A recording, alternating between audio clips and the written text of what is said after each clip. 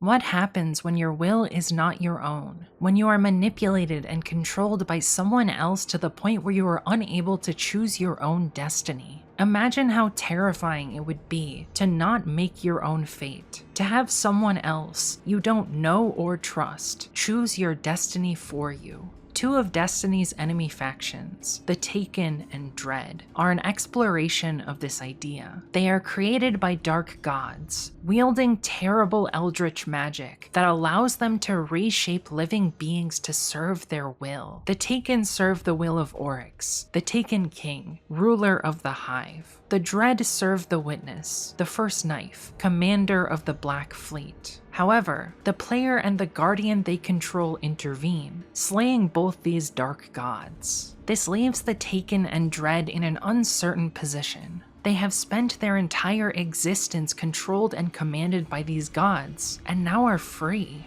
Will the Taken and Dread choose their own destiny, or will they become enthralled yet again to the will of some new terrible power? Join me to see what their past and present can tell us about their future.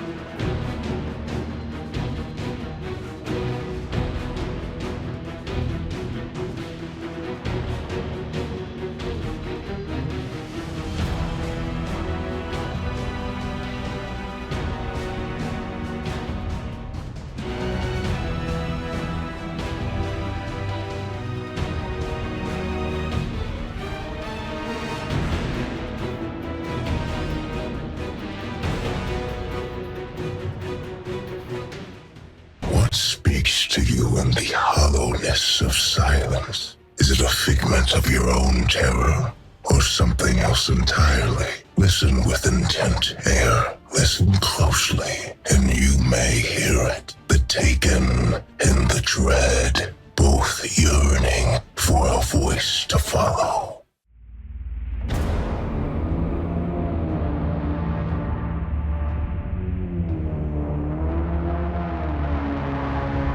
Destiny calls its eldritch magic, which Oryx and the Witness use to create the Taken and Dread, paracausal darkness. One thing that's important to note is that the deep and the darkness are just two different names for the same paracausal force. They can be used interchangeably. The sky is also another word for the light. To begin, as all stories about paracausal darkness do, we need to visit a foundational text, Unveiling. I'm not going to break down Unveiling in full here because that would take a very long time. For that, you can watch my analysis of The Witness and the Final Shape. Instead, I will summarize the book, then talk about how it connects to Oryx and the Witness specifically as an entry point for the discussion of the factions they created, the Taken and Dread. In Unveiling, the Gardener and Winnower are described as principles of ontological dynamics that exist outside the fabric of reality, in a metaphorical garden. If you don't know what a principle of ontological dynamics is, think of it like a law of the universe that has to do with the nature of existence. The Gardener and Winnower are less like physical beings and more like mathematical laws. In the garden, the two set up simulations of life that are called the Flower Game. These are implied to be precursors to the birth of the multiverse that Destiny takes place in.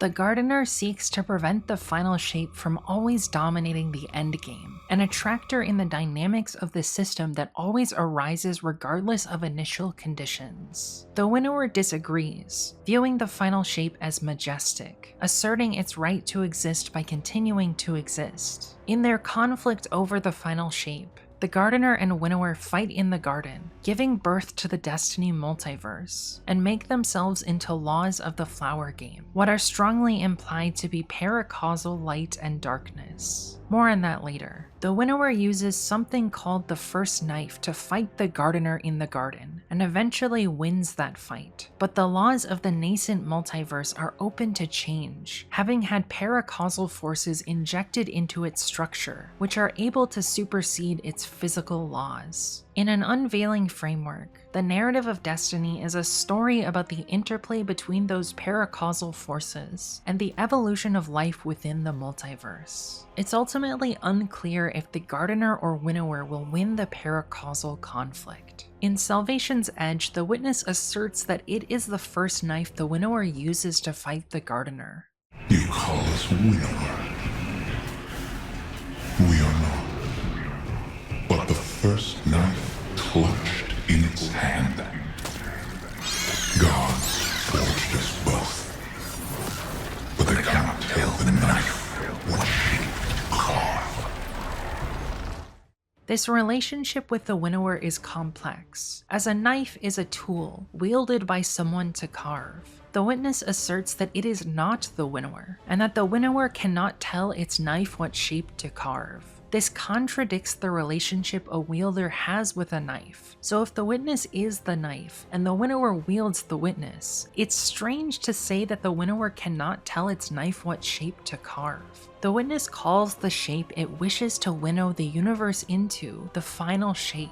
It seeks to use paracausal light and darkness to freeze the universe into stasis. But just because the universe cannot evolve further doesn't mean that it's the same final shape in Unveiling. Unveiling's final shape arises in a simulation of life that doesn't contain paracausal forces, and is implied to be a force of life that outcompetes everything else, which might be the Vex. The Witness explicitly frames its struggle to rid the universe of entropy and paracausal light in the allegory of Unveiling, using the language of the first knife and final shape. Under this framing, the Witness is a tool wielded by the Winnower to render the universe into a new attractor, a final shape that arises via manipulation of paracausal light and darkness. However, the Witness asserts its independence of will. A simplistic view of this situation would be the literal one. The Witness is the first knife mentioned in Unveiling, an avatar of the Winnower, worshipping through acts of carving and winnowing, on its galactic crusade for its final shape. However, the situation may be more complex than that, as the Witness's goals may not be perfectly aligned with the Winnower's. Vanguard Coalition leaders Marasov and Ikora Rey weighed these questions in the lore of the First Knife ship. When I first encountered the Witness, I heard it proclaimed to me, "We are the First Knife." Mara's words are as thin as her hopes. They have to follow the Witness into the Traveler, and soon. It was as if that title held power, meaning, Mara says as the line ticks up again. She leans away from the console, turning to look at Ikora, who stands staring intently at the portal. Ikora nods, watching Mara's reflection. The apocryphal texts we dug up on the moon, the ones Eris translated, mention the knife as a concept. Mara comes to stand beside Ikora. And even if we consider that unveiled text as dogmatic propaganda, there may be truth behind the allegory, she agrees. Remembering the texts and the translations Eris made of them, the knife becomes the metaphor of a concept, a power, a knife that winnows, cutting things into a defined shape. A power that winnowed living beings into Taken. Ikora turns to face Mara, searching the awoken queen's eyes. A power Oryx wielded. Her emphasis on that last word makes her point, and Mara picks up on it. You're wondering if the knife is a title or a power. Mara deciphers Ikora's steely countenance. Did Oryx wield the power of the Witness like a knife? Ikora shifts her gaze back to the portal. The Witness is a manipulator. It distorts the truth to bend the wills of its supplicants. The allegorical fantasy told to us by the Witness paints itself as a monolithic cosmic force, but perhaps that's a shadow cast by the truth. Mara watches Ikora, sensing her ease a little. This idea has tempered Ikora's earlier anxieties over the future. This conversation has tempered her own, after all. A knife is a tool, wielded by another's hand, Mara offers. If the Witness is the knife, as it asserts, then what wields it? Ikora asks the Traveler, though it does not reply. The words are meant for Mara's ears too. The Witness is not a being. she agrees. It is the culmination of a bleak ethos willed into existence by the nihilistic desires of its creators. Is their will the hand on the knife, or is there something else? Ikora's fingers slip from the corners of revelation, and her thoughts plummet into more immediate worries and doubts. Mara sees her fall and lets herself tumble into the same precipice, joining her in worry. I don't know. Key to understanding this lore is that the dogmatic propaganda and unveiled texts Ikora and Mara discuss is unveiling. Ikora and Mara consider the nature of the first knife within that story. Notably, Unveiling doesn't explain what the first knife actually is, and only mentions its role as the Winnower's tool to defeat the Gardener in their conflict over the fate of the multiverse. The allegorical fantasy is likely referring to the Witness's stated title of First Knife and rendering the universe into a final shape. Because Unveiling is explicitly framed as a metaphorical text, we don't get much information about the literal nature of events. We don't know if the Winnower is referring to the Witness when it mentions discovering the first knife. The Witness ultimately fails to create its version of the final shape, but does go on extensive acts of carving. We seem to have acquired Unveiling from the Black Fleet, but the text is written in first person, with the speaker calling themselves the Winnower. The Winnower does seem to exist outside of Unveiling, so the easiest explanation is that they wrote the text. But we know precious little about the chain of custody and history of the text, aside from the fact that Eris translated it from an alien language. The text also has portions that seem tailored directly for humanity's ears, specifically the references to Jacob Boehme, which confuses matters. If Unveiling was written specifically for humanity by the Winnower, then why do we receive it from the Witness's Pyramid Fleet in Shadowkeep? And why is it not written in a human language? As you likely see by now, nothing is straightforward when it comes to unpacking Unveiling. Ikora and Mara have 4 key questions about the first knife and its relation to the Witness and Unveiling. 1. What is the truth behind Unveiling? 2. Is the first knife a title or a power? 3. Is the Witness the first knife as it claims? 4. Who wields the knife? None of these questions have definite answers, as the situation is complex and largely ambiguous. We don't know what exactly the literal events behind Unveiling are, and largely have to take the Winnower at their word. The first knife is probably both a title and a power, as it seems to be a metaphor for those who fight to winnow the universe into a more lean shape, most notably the Witness, its disciples, and its Black Fleet. They use paracausal powers, mostly the darkness, to go on a galactic crusade, attacking and winnowing other species they encounter, especially if those species wield paracausal light. In this pursuit, they could be said to be knives in the Winnower's hand, winnowing the universe's life into a final shape. The Witness might be the first knife because it's one of the oldest characters we know of that partake in this winnowing, but we don't know for certain why it claims the title. We also haven't heard the Winnower address this question directly. The question of who wields the knife is the most interesting, as there are a number of things that could be true. So far, I have been talking about the Winnower as the being presumptively wielding the metaphorical knife, but Ikora raises another possibility. The Witness's precursors create the Witness as a culmination of their bleak ethos, failing to find purpose and meaning after being blessed by the Traveler for millennia, so they could be said to wield the knife, setting the Witness loose on the universe. The Witness also claims to be independent of outside influence, and if this is true, it could wield itself as the first knife. Ikora and Mara also reference Oryx winnowing living beings into a shape of his choosing, enthralling them to his will as taken.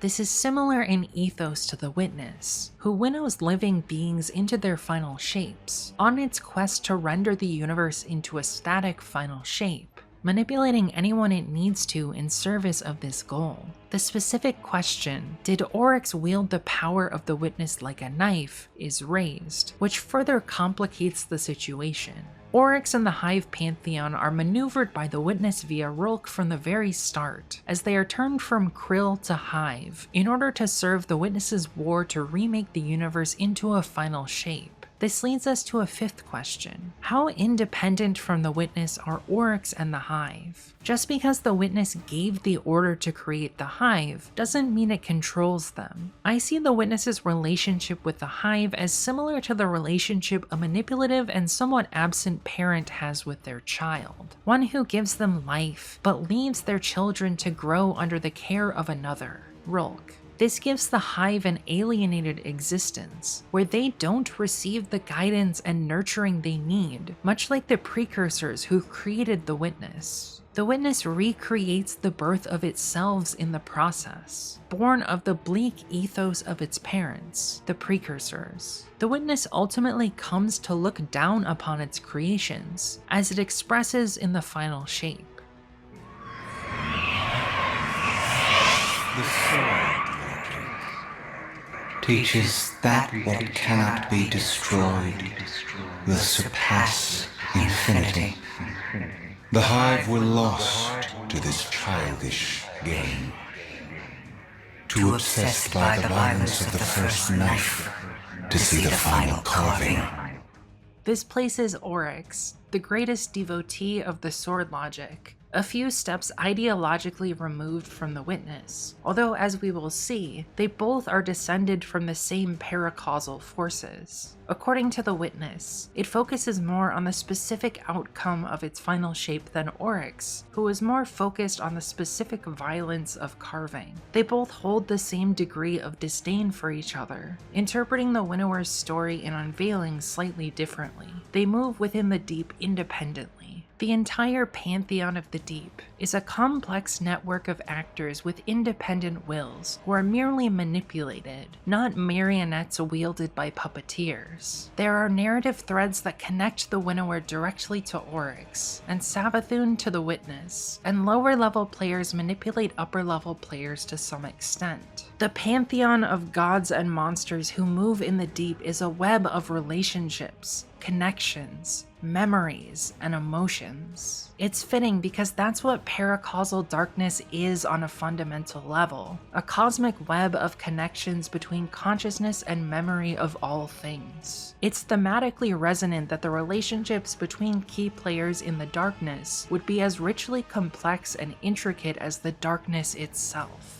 As the witness asserts its independence from the winnower in Salvation's Edge, the winnower asserts its independence from the witness in the lore tab for Naker. Let's have a chat, shall we? One more nice sit down for the books. Did you think you wouldn't hear from me again after all this? You'd have missed me, I hope, and I would certainly have missed you. Have no fear, I'm not so easy to be rid of. Now let me show you, my beloved. Oh no, not my sedimentary necrolite, fossilized in time. You've seen that. I speak of that dear and distant expanse of the universe, miraculous in its fullness and its emptiness all at once. Are you surprised to hear of it? Yes. I never much cared for the change of rules, but here we are, and there's no use in crying over spilled radiolaria. Besides, at the heart of it all, there was a gift to me. That gift is the chance to speak with you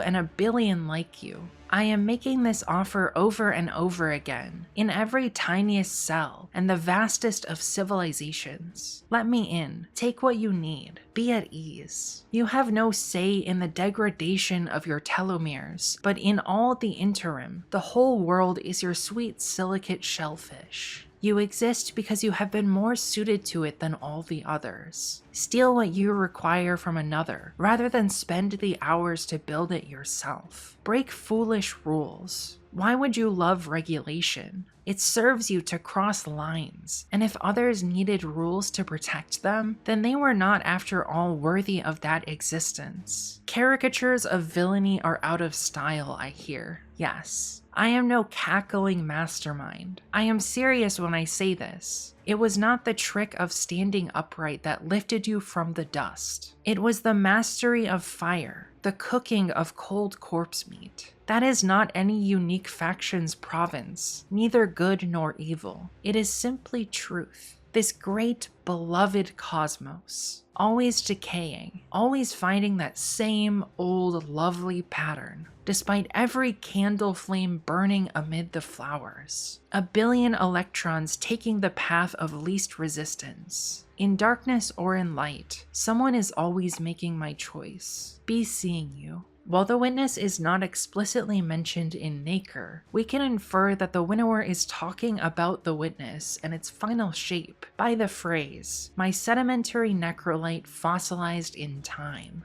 A sedimentary necrolite is a rock that smells like death, built up from loose sediment and hardened over time. This is analogous to the witness's final shape, which fossilizes the universe into a fixed state from a loose and malleable state. This also connects to the title nacre, which is the material a pearl is made out of. Mollusks create pearls by depositing layers of nacre on top of each other over time. Nacre is the winnower asserting that they are still here after the Allied coalition defeats the witness and prevents its final shape. Nacre further solidifies the idea that the witness and winnower are independent actors. The winnower refers to the witness changing the rules via paracausal forces to enact its final shape, and reminds the reader that they never much cared for that. This is a reference to Unveiling, where the winnower wants to keep the flower game as is before the gardener's law is introduced. The winnower seems somewhat indifferent to the method used to bring about the final shape, and merely wants to be proven right by the evolution of the universe favoring a final shape.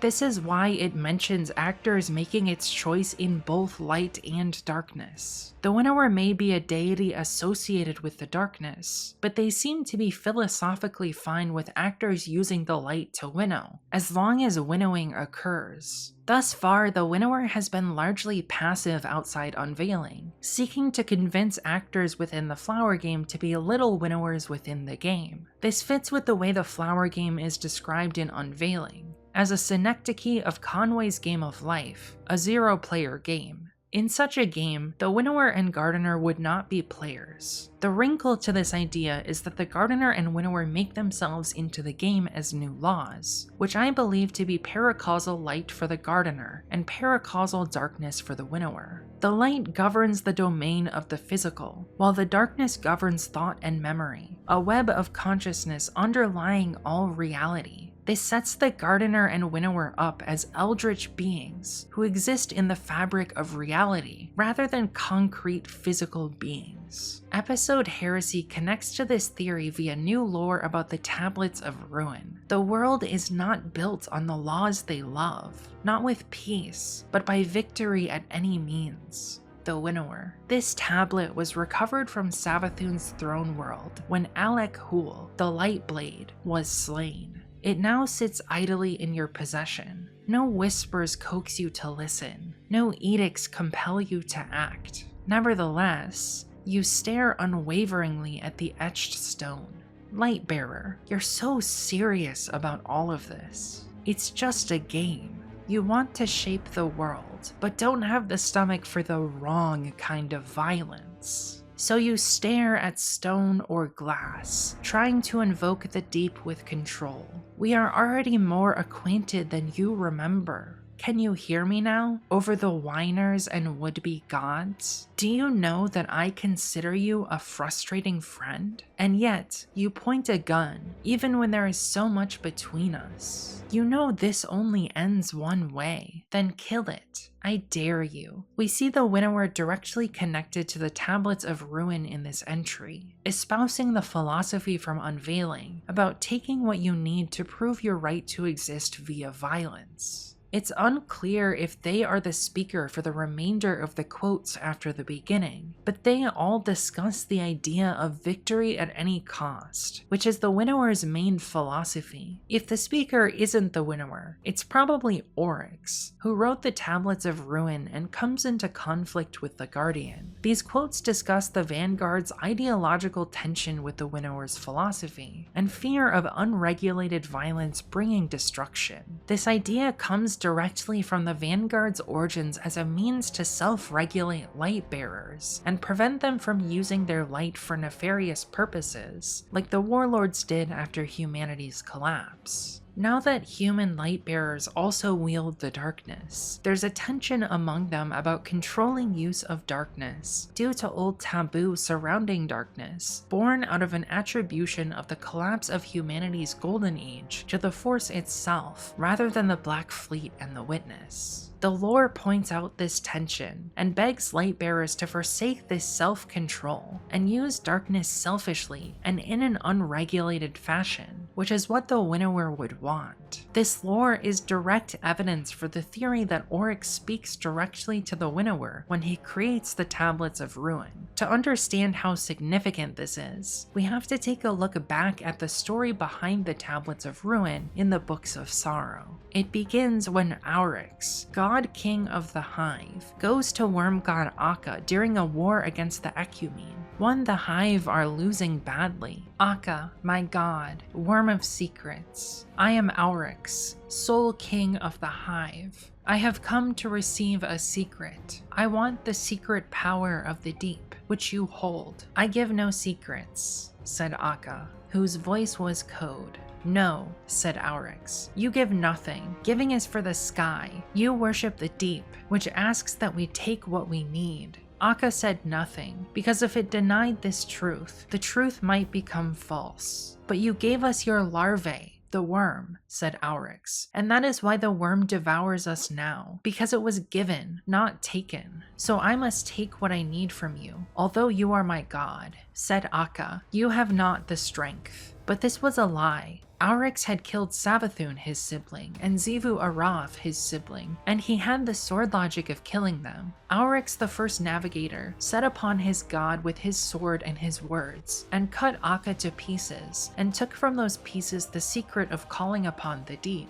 He wrote the secret on a set of tablets, which he called the Tablets of Ruin. Then Oryx said, now I may speak to the deep, the beautiful final shape. I will be king of shapes. I will learn all the secrets of our destiny. His speech to the deep is not recorded here, but it is known that he returned, and he said, now I am Oryx, the taken king, and I have the power to take life and make it my own. Oryx becomes Oryx by denying the will of the worm gods, pointing out the contradiction in their bargain that birthed the Hive, which was set up via the manipulation of Rulk and the Witness. According to Oryx, the deep asks its followers to take what they need from others by force if they must, which is similar to the winnower's philosophy. Prior to this moment, the Hive have gotten their paracausal power from the worm gods, but the worm gods have forbid them from holding direct power of the deep themselves, claiming that wielding the deep directly is only for the worm gods. Oryx defies this status quo, taking the power of the deep from Akka through violence, acting out his philosophy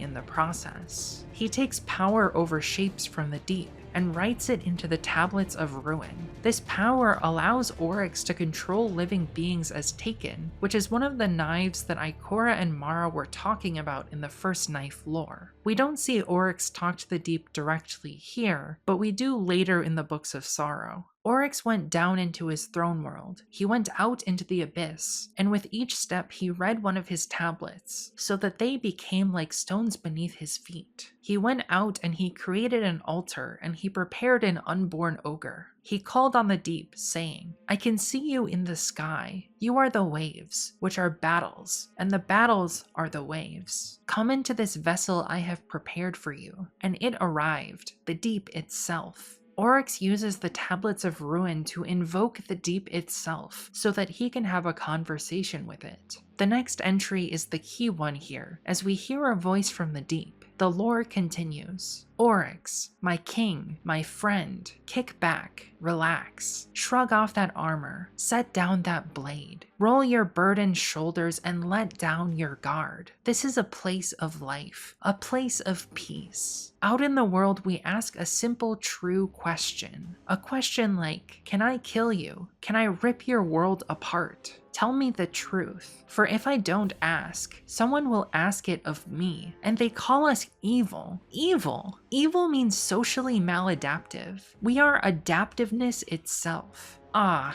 Oryx. How do we explain it to them? The world is not built on the laws they love, not on friendship, but on mutual interest, not on peace, but on victory by any means. The universe is run by extinction, by extermination, by gamma ray bursts burning up 1,000 garden worlds, by howling singularities eating up infant suns. And if life is to live, if anything is to survive through the end of all things, it will live not by the smile, but by the sword. Not in a soft place, but in a hard hell. Not in the rotting bog of artificial paradise, but in the cold, hard, self-verifying truth of that one ultimate arbiter, the only judge, the power that is its own metric and its own source. Existence at any cost. Strip away the lies and truces and delaying tactics they call civilization, and this is what remains. This beautiful shape. The fate of everything is made like this, in the collision, the test of one praxis against another. This is how the world changes. One way meets a second way, and they discharge their weapons. They exchange their words and markets. They contest, and in doing so, they petition each other for the right to go on being something, instead of nothing. This is the universe figuring out what it should be in the end, and it is majestic. Majestic. It is the only thing that can be true in and of itself, and it is what I am.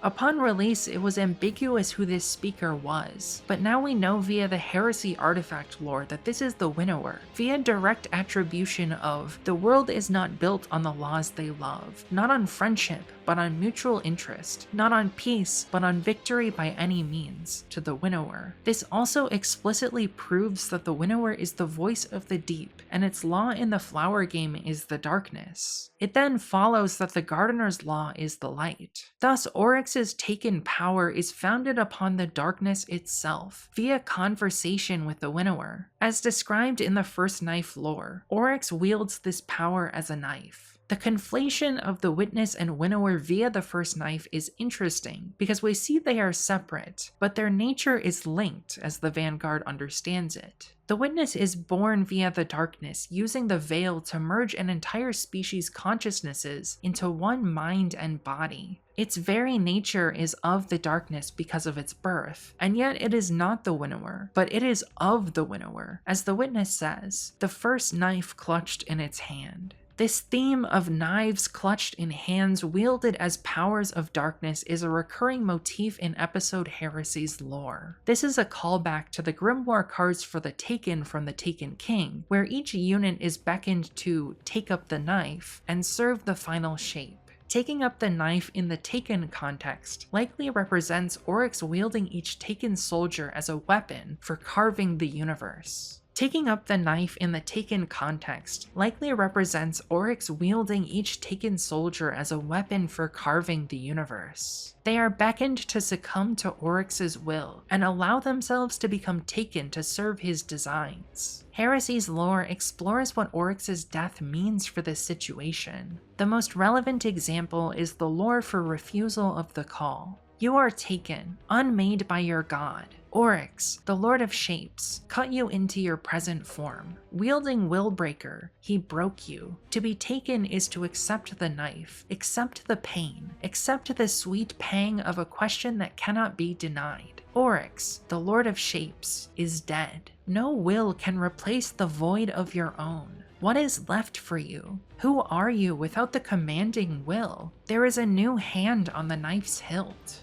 It calls to you in the hollow chambers of your dying heart. The knife offers new purpose. Will you accept it? Oryx created the Taken via his contact with the Winnower in the Books of Sorrow and wields them as knives, beings winnowed into sharp points he can use to bring total war upon his enemies. They lose their own will in the process, which is the void refusal of the call speaks of. It's logical to wonder, what future do the Taken have in a post-Oryx world? For a while, they are controlled by Savathun, Xivu Arath, and the Witness, who are all pretenders to the Taken throne because they do not have the Hive sword logic of killing Oryx in his throne world, like the Guardian does. This entry also suggests there is a new hand on the knife that is the Taken, seeking to control them. This obviously raises the question of what the new hand on the knife is. As an aside, refusal of the call is a common name for one of the earliest stages of the hero's journey, an idea popularized by Joseph Campbell. The hero's journey breaks stories down into a series of stages that the protagonist undergoes. Key to this idea is that the hero receives a call to action that beckons them to begin their journey. Refusal of the call is an initial denial of this journey, where the hero resists the call to embark on their journey because they don't want to leave the life they have behind.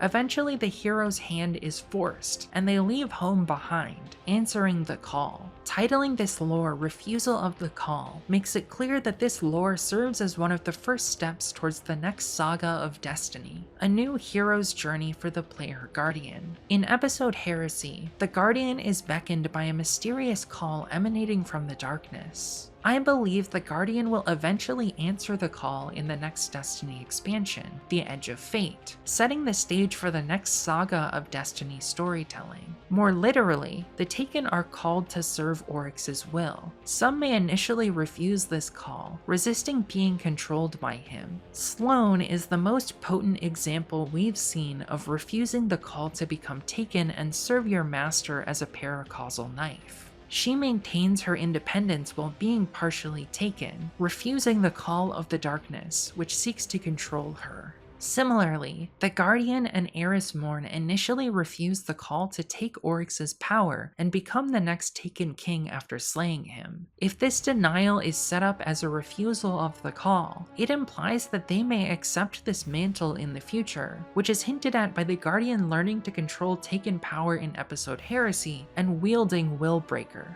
In episode Heresy, we see the return of Oryx in an echo of the Witness called the Echo of Navigation. This echo is not the Oryx we fought in the Taken King. It's instead a memory of Oryx's mind from right after slaying Akka, carving the tablets of ruin, and making the dreadnought from Akka's body. The echo is a manifestation of a past version of Oryx via the paracausal echoes created by the Witness's death, and the merging of light and dark in the Pale Heart. This obviously raises the question, should we treat the echo as having the same identity as Oryx? Philosophically, this is a very complicated question, because it depends on what your perspective on the continuity and nature of personal identity is. A certain Derek Parfit would have a lot to say about this. I am a pragmatist about personal identity, and think that because the Echo believes themselves to be Oryx, and Oryx's siblings believe that the Echo maintains the essence of what made Oryx Oryx, that we can effectively treat it as basically being Oryx. In the Court of Blades, the Echo of Navigation calls out the new hand on the Taken knife explicitly.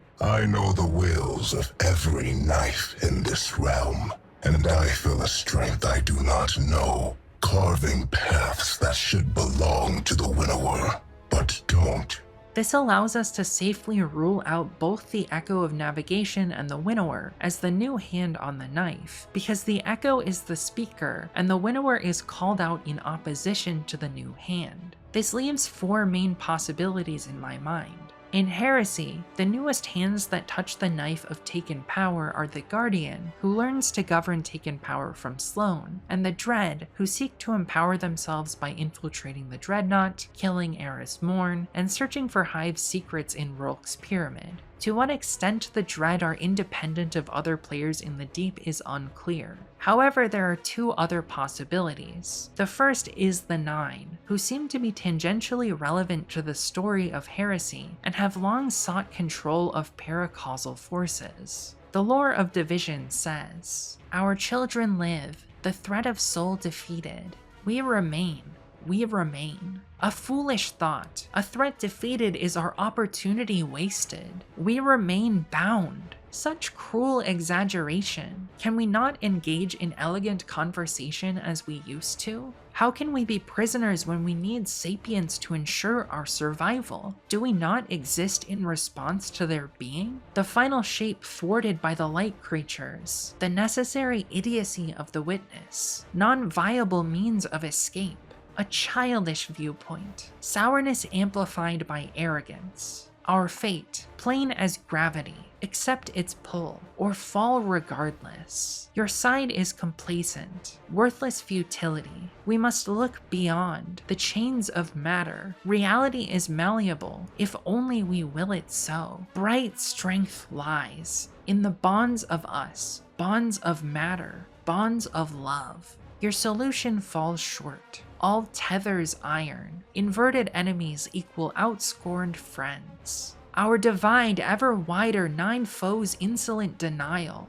I mourn unity, grieve coalition, follow your foolishness, but if all you find is oblivion and the peril of our children, we all perish. This entry is rather cryptic, but we can interpret it as a feud between emerging factions within the Nine. If you're unfamiliar with them, they are eldritch beings made of dark matter, in the shadows of the 9 worlds of the Sol system, given consciousness by the emergence of sentient life in Sol.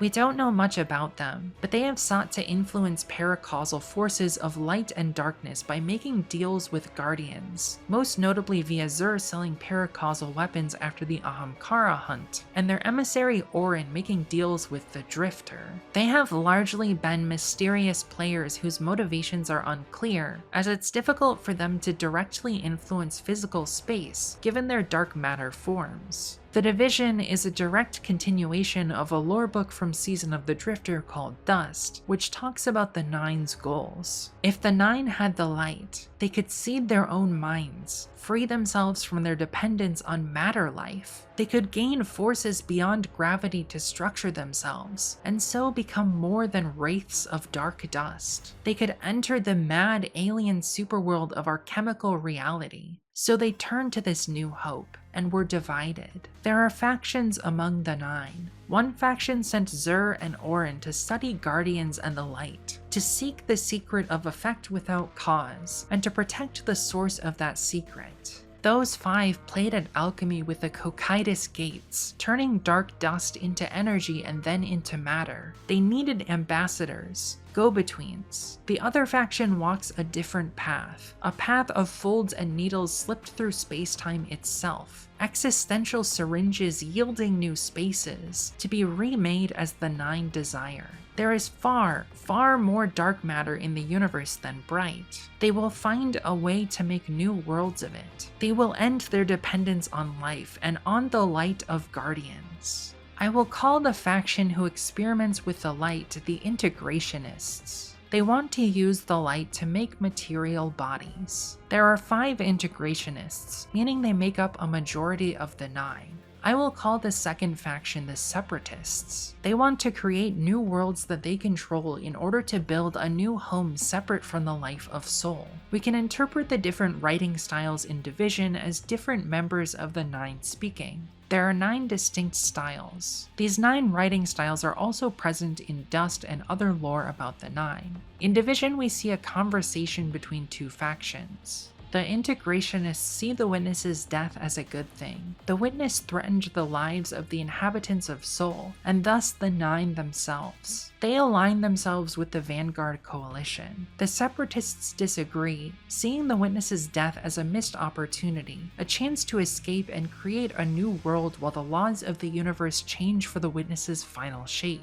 This divide appears to be growing within the Nine, and could be an interesting narrative thread to explore in future stories. If the Nine are moving in the deep and seeking to control Taken power, as we have seen them try in the past with Gambit and the Prophecy Dungeon, they could be the new hand on the knife. As these efforts were led by the Integrationists, in the scenario where the 9 are the new hand on the knife, it would be the 5 who want physical forms. They would seek to control both light and darkness, seeing the situation where the two are connected in the Traveler as a means to take godlike power and create physical forms for themselves. They would be using the Taken to amass paracausal power over darkness in concert with the light, to create physical forms and become independent from the Soul System's life. I think this would be an interesting way to make the Nine relevant in the broader Destiny narrative for the first time in a while. Finally, the fourth possibility is that the new Hand on the Knife is a new character or faction that we haven't seen yet, who we will meet in the next saga of Destiny. This is probably the most likely option, as it makes sense for the antagonist of the next saga to be a new character we haven't met before.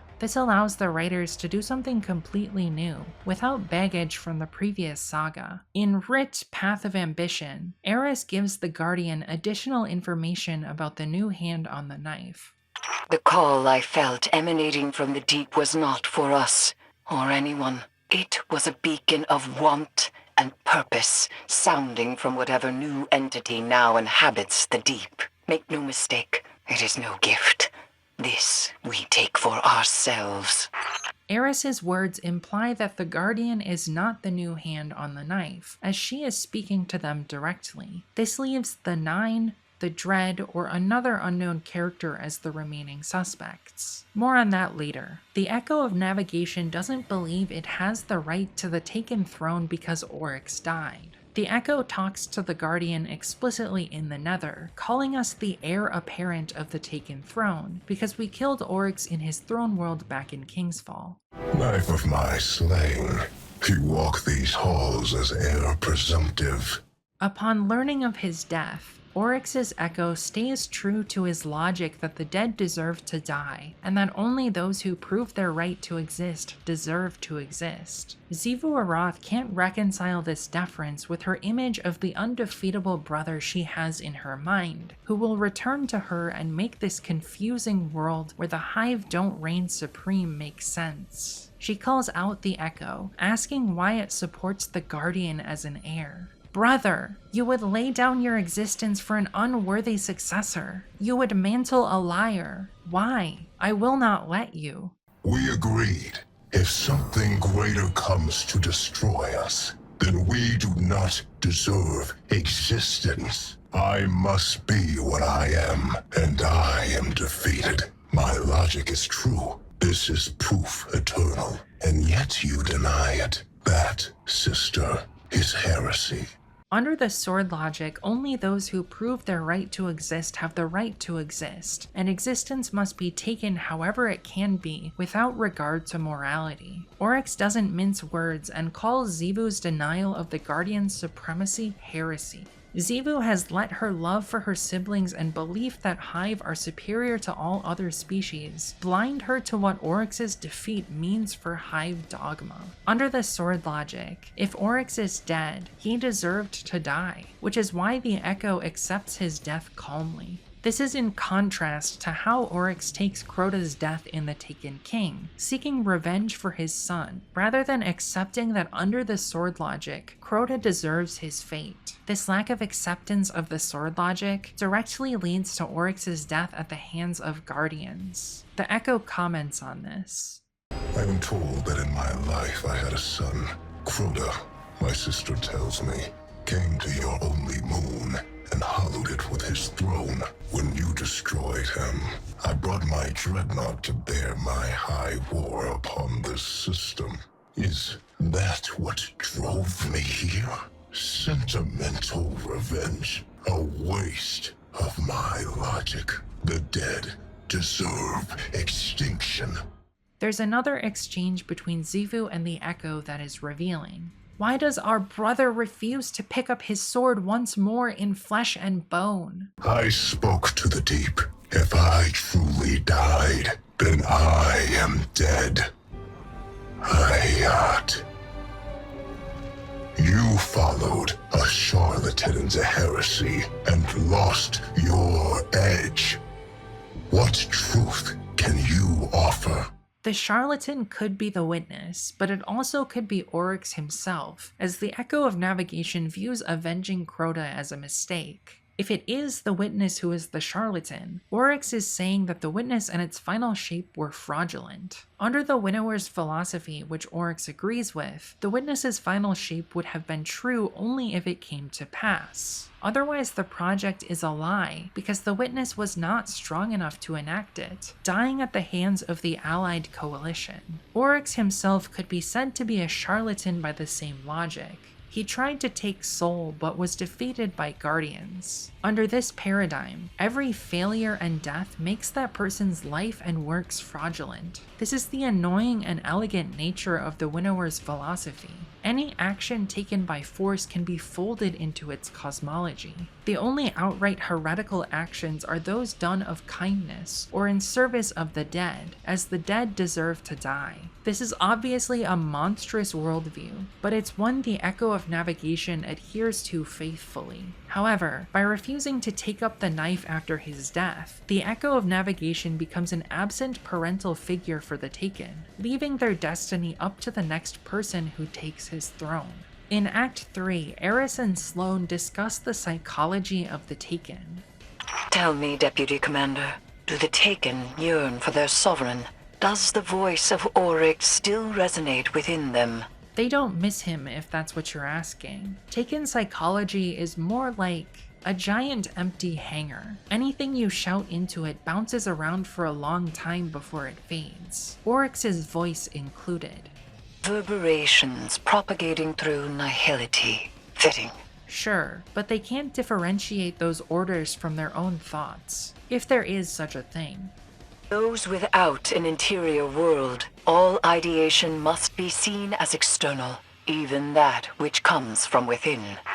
The Taken are described as lacking the ability to think for themselves, having brains that are hollowed out and easily manipulated by wielders of Taken power. Commands are issued, and the Taken lack the mental interiority to distinguish these orders from their own thoughts, making them serve the will of their wielders unquestioningly, as they see them as having originated from within themselves. This makes the Taken the perfect soldiers, with unquestioning loyalty to their commander's will. I think there's a parallel to be drawn here with the Guardian. The Echo of Navigation and Eris Morn both refer to them as their knife. This positions the Guardian alongside the Taken and the Dread, a living being, wielded as a knife to serve the will of gods of the deep. While canonically they do have their own thoughts, ideas, and mental interiority, they function more like a paracausal knife that needs to be wielded by those around them. This is part of their ludic nature as a player character. Players need to be told what to do, what enemies are bad and need to be killed, and who their allies are. This is why the Guardian is often an empty vessel, ordered around by their commanders, the Vanguard, Eris Morn, and to some extent in Heresy, the Echo of Navigation. We as players need instructions because of that fundamental disconnect between the player controlling the Guardian as a character and the narrative world within the game. We are a knife with immense paracausal power that moves within the Pantheon of the deep, just like the Taken and the Dread. The Dread have a strange role within the Pantheon, similar to the Taken, but with a different origin.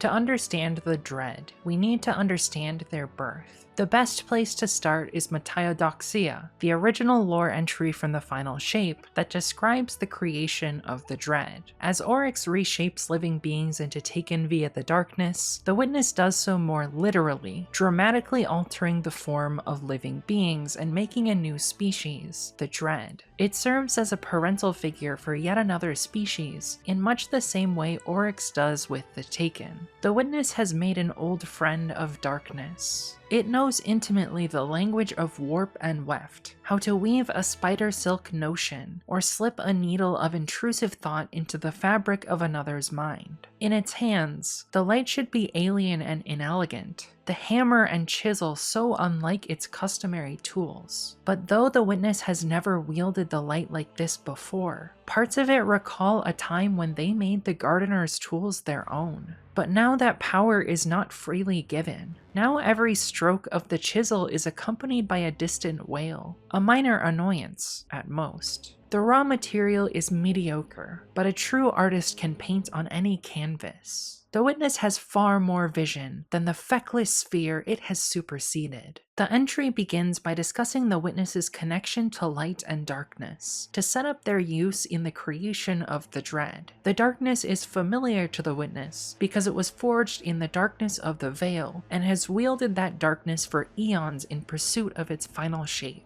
However, the Witness has also wielded the light, in its past as the Precursors, a species blessed by the Traveler early in the universe. They did not wield the light in the same way that Guardians do, but more like the Elixni Splicers. The difference now is that as the Witness prepares for the final shape in the pale heart of the Traveler resists, and yet the Witness is undeterred. As we will see, the Witness is carving living beings who will become the Dread in this entry. The Witness looks down upon the canvas it uses to create these beings, describing it as mediocre, elevating itself up in comparison as an artist, painting on a flesh canvas. It also raises itself up in comparison to the Traveler, calling the Traveler feckless. This arrogant condescension comes from the trauma of the Precursors, who grew restless with their post-death society of abundance created by the Traveler. They sought meaning and purpose to their lives that the Traveler could not provide. The Precursors came to fear the light, not knowing how to control its chaos, and decided the universe needed to be carved into an unchanging, eternal final shape, without growth or chaos. They came to believe that they knew better than the Traveler and sought to supplant it, wielding its power in conjunction with the Veil, to become gods, reshaping the universe into their final shape. We see the Traveler's perspective in the visions Micah 10 receives from the Traveler in the Pale Heart. Confusion, frustration, pain. Many needing voices cry out for answers, but there are none to give. They project their own aspirations onto the Traveler, but it is not what they think it is. It does not have the answers they seek. It does not remember. Memory is heavy now. It feels like dense metal, a weight around one's neck. Nothing but dread and poisonous doubt remains. It fears the act of thought. I can't make out anymore. Not a god. Not even silent. Just a being desperate for help. I once thought the Traveler was a foundational cornerstone of the universe, but now it feels as though it is just as afraid and uncertain as we are. Just because someone doesn't have all the answers doesn't make them any less important. Micah's vision may seem to say the Traveler didn't have answers, but that doesn't mean it sees the universe the same way we do. Perhaps it just has a hard time explaining what it sees to us. There's many ways to interpret that.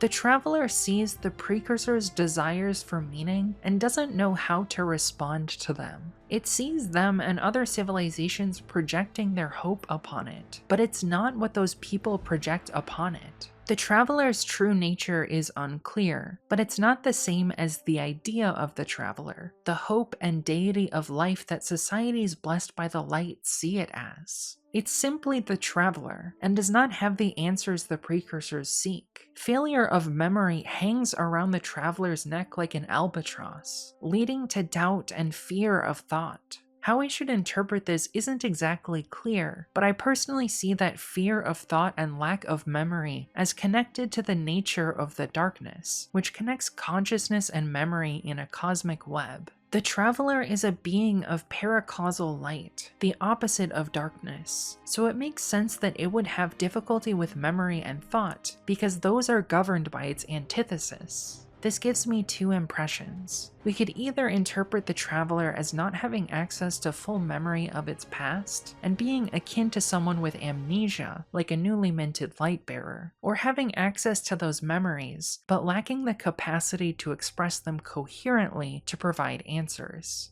In the first scenario, the lack of memory interferes with relationships it has with civilizations that it blesses with the light. In the second situation, it's the inability to express its memories that interferes. Crow seems to prefer the second interpretation, but I think both are equally valid, as the light forgets by nature to allow for the possibility of forgiveness. I am struck by the phrase, "it fears the act of thought." This evokes totalitarian societies that fear the act of thought because thought breeds nonconformity. In those societies, modes of thought and self-expression are suppressed because they threaten the power of the dominant hegemony, the ruling class. However, this lore doesn't reference suppression of thought, merely fear of it. That fear may be more gentle, the fear of something alien and foreign to itself, the darkness, without outright suppression, as the memory clearly references the precursors and their quest for answers and meaning from the traveler, laid out in Entelechy. We could also interpret this fear of thought as the witness's fear of thought, and its desire to suppress dissenting voices within its collective in a totalitarian fashion. Then that poisonous doubt would be the dissenter's doubt of the witness's final shape, rather than the alternative, the traveler's doubt in its ability to help the precursors. We don't really have enough information to say either way, but at a minimum there are interesting parallels between the traveler and the witness here. This memory is evidence for the idea that the traveler doesn't wish to exert undue influence upon societies it blesses with the light by speaking to them, and merely wants to give them the light and allow them to make their own way in the universe with it. The traveler's connection to the gardener from Unveiling isn't completely clear, but the traveler is explicitly called the gardener by the witness, and there is a lot of lore that conflates the two. I think it's safe to say that if they are not the same, then they are at least closely related. We also have the idea that if the winnower is the darkness itself, it follows that the gardener is the light itself. Another vision shows the traveler's reactions to civilizations worshipping it as a god. I see so many cities, so many peoples basking in my light. They study me, and in their discoveries they come to understand the universe. I am a blueprint for them to follow, a canvas upon which the mysteries of the universe are written. These little gardeners are such careful stewards of fragility, but then they begin kneeling. They plead, beg, demand. I do not know what to do. There is confusion, helplessness, guilt. There's nothing more.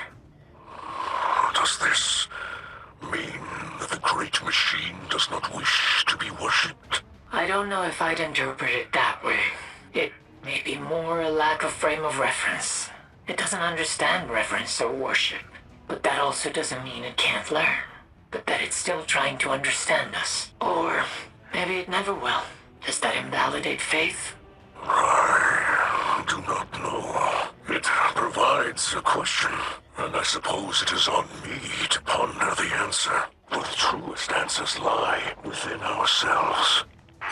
The traveler creates little gardeners by teaching civilizations it blesses how to garden. However, imitation inevitably gives way to worship and desire. Ideas are projected upon the traveler by its followers. The traveler doesn't know how to respond to these ideas, so it stays silent. Either the traveler feels helpless and guilty, or the worshippers do, or both. I think both parties experiencing both emotions makes the most sense here, as the traveler is helpless to stop the worshipping, and there is a certain helplessness that can arise in worship of something you don't understand. You give yourself up to something greater, and make yourself unable to function without the guidance of that which you worship. Something that can become a trap if you do not receive answers, which is what the precursors fell into. The traveler might feel guilt if it doesn't understand this worship or what to do about it, and the worshippers might feel religious guilt if they believe they are not obeying the teachings of their god perfectly. Mithrax and Micah illustrate two different perspectives on this. As this is a vague, pseudo-religious spiritual vision, both interpretations are probably valid. I think the context of the traveler's mysterious and frightened true nature is important to understanding the situation in the Pale Heart when the witness creates the dread and tries to bring about the final shape. It's a tug-of-war of godlike proportions, where neither party truly understands fully what is happening. The witness may believe it knows the traveler perfectly, but we have seen from the Micah visions that it likely doesn't truly understand its adversary. Matiodoxia continues with a description of the witness engaging in paracausal carving. A paean to our final work. It works in broad strokes first, cuts away the excess, peels back the integument and lays bare the shivering raw meat of it. In it, the witness sees a glimpse of the structure trapped inside, waiting to be freed by its hand. One assistant places the pins, another wipes away the effluvia, a form to teach our enemy fear, a shadow they will dread. The rough grows restless. It thrashes, threatening to upset the delicate work done so far. The witness spares it a sharp, quelling look, and it stills. Nothing may distract the auteur from its work.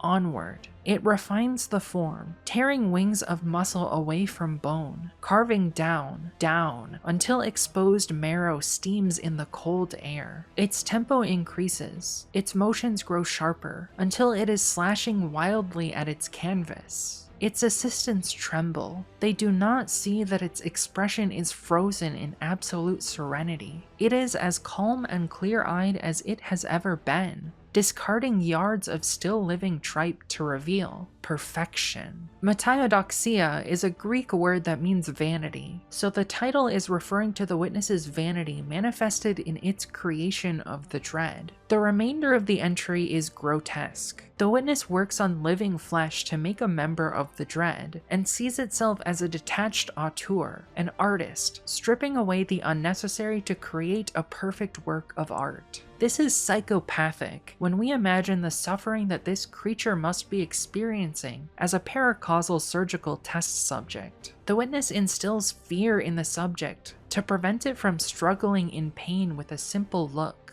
It's ironic then that the witness sees the subject as gaining a form to teach its enemy fear, as the subject's early memories would include the fear of the witness. This surgical paracausal mutilation is in line with the witness as the first knife, the title it asserts, and the thing it wants to be for the universe, the first knife which cuts the universe into its final shape. It does this in microcosm with the dread, cutting a living being into a new shape, unable to grow or change, as practice for and a path to creating the final shape. The dread are created in the ethos of the witness, as an act of paracausal carving by a being claiming the mantle of first knife. As of episode Heresy when Sundered Doctrine released, the dread exist in a liminal space. They have outlived their creator, the witness, and their purpose to help bring about the final shape. This creates an ideological void that needs to be filled, and opens up the possibility of the dread making their own destiny. The Sundered Doctrine lore expands upon this theme, giving us new perspectives on the creation of the dread, showing us their past so we can understand their future. One entry describes the moment the witness enters the pale heart of the traveler, and shows how it connects to the origins of the dread. With knife in hand and violence in heart, a proposal is made and refused. In the strata of memory and experience within the pale heart, live moments, once buried, now revealed in the light of the traveler, imprinted in the dread remnants that cling to a fading shape, rendered knowledge through the eyes of the enemy, in search of salvation. The pale heart stands open, a shimmering angular tear, spilling color out into the surrounding sky,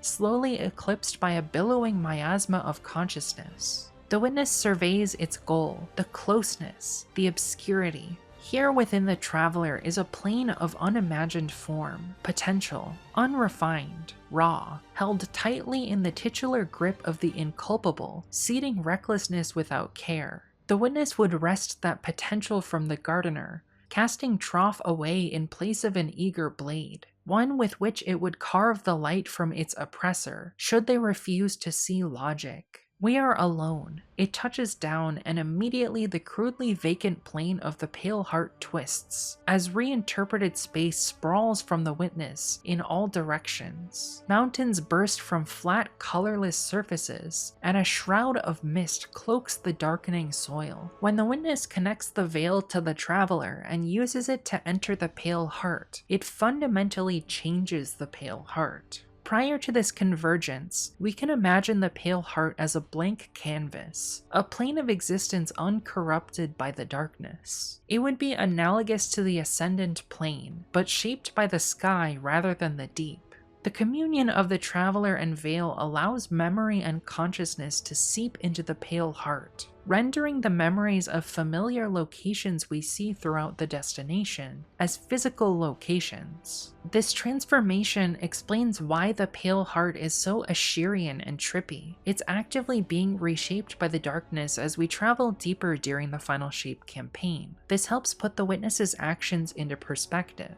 It's corrupting the Pale Heart with darkness in order to gain immense power from the merging of the two paracausal forces. The witness seeks to take the Gardener's dimension away from it, which is the entire struggle we see play out in the Final Shape. This isn't entirely new information, but I think the way it's refocused here by the lore helps paint a clear picture of what's happening. We can also infer from this entry that the Dread are fundamentally shaped by the conditions of their birth, after the linking of the Traveler and Veil connects light and darkness themselves in the Pale Heart. The Dread are paracausal entities born of the same confluence of light and dark as Prismatic, the Pale Heart, and the Echoes of the Witness. The lore specifically names the Witness's opponent as the capital G Gardener, which I think is very important. More on that after the second half of this entry. The lore continues with a conversation between the Traveler and the Witness. We have come to claim that which you kept from us, from all life. But we are not required to carve this claim from you. Take up your charge, bequeath your light to its truest purpose, end our struggle.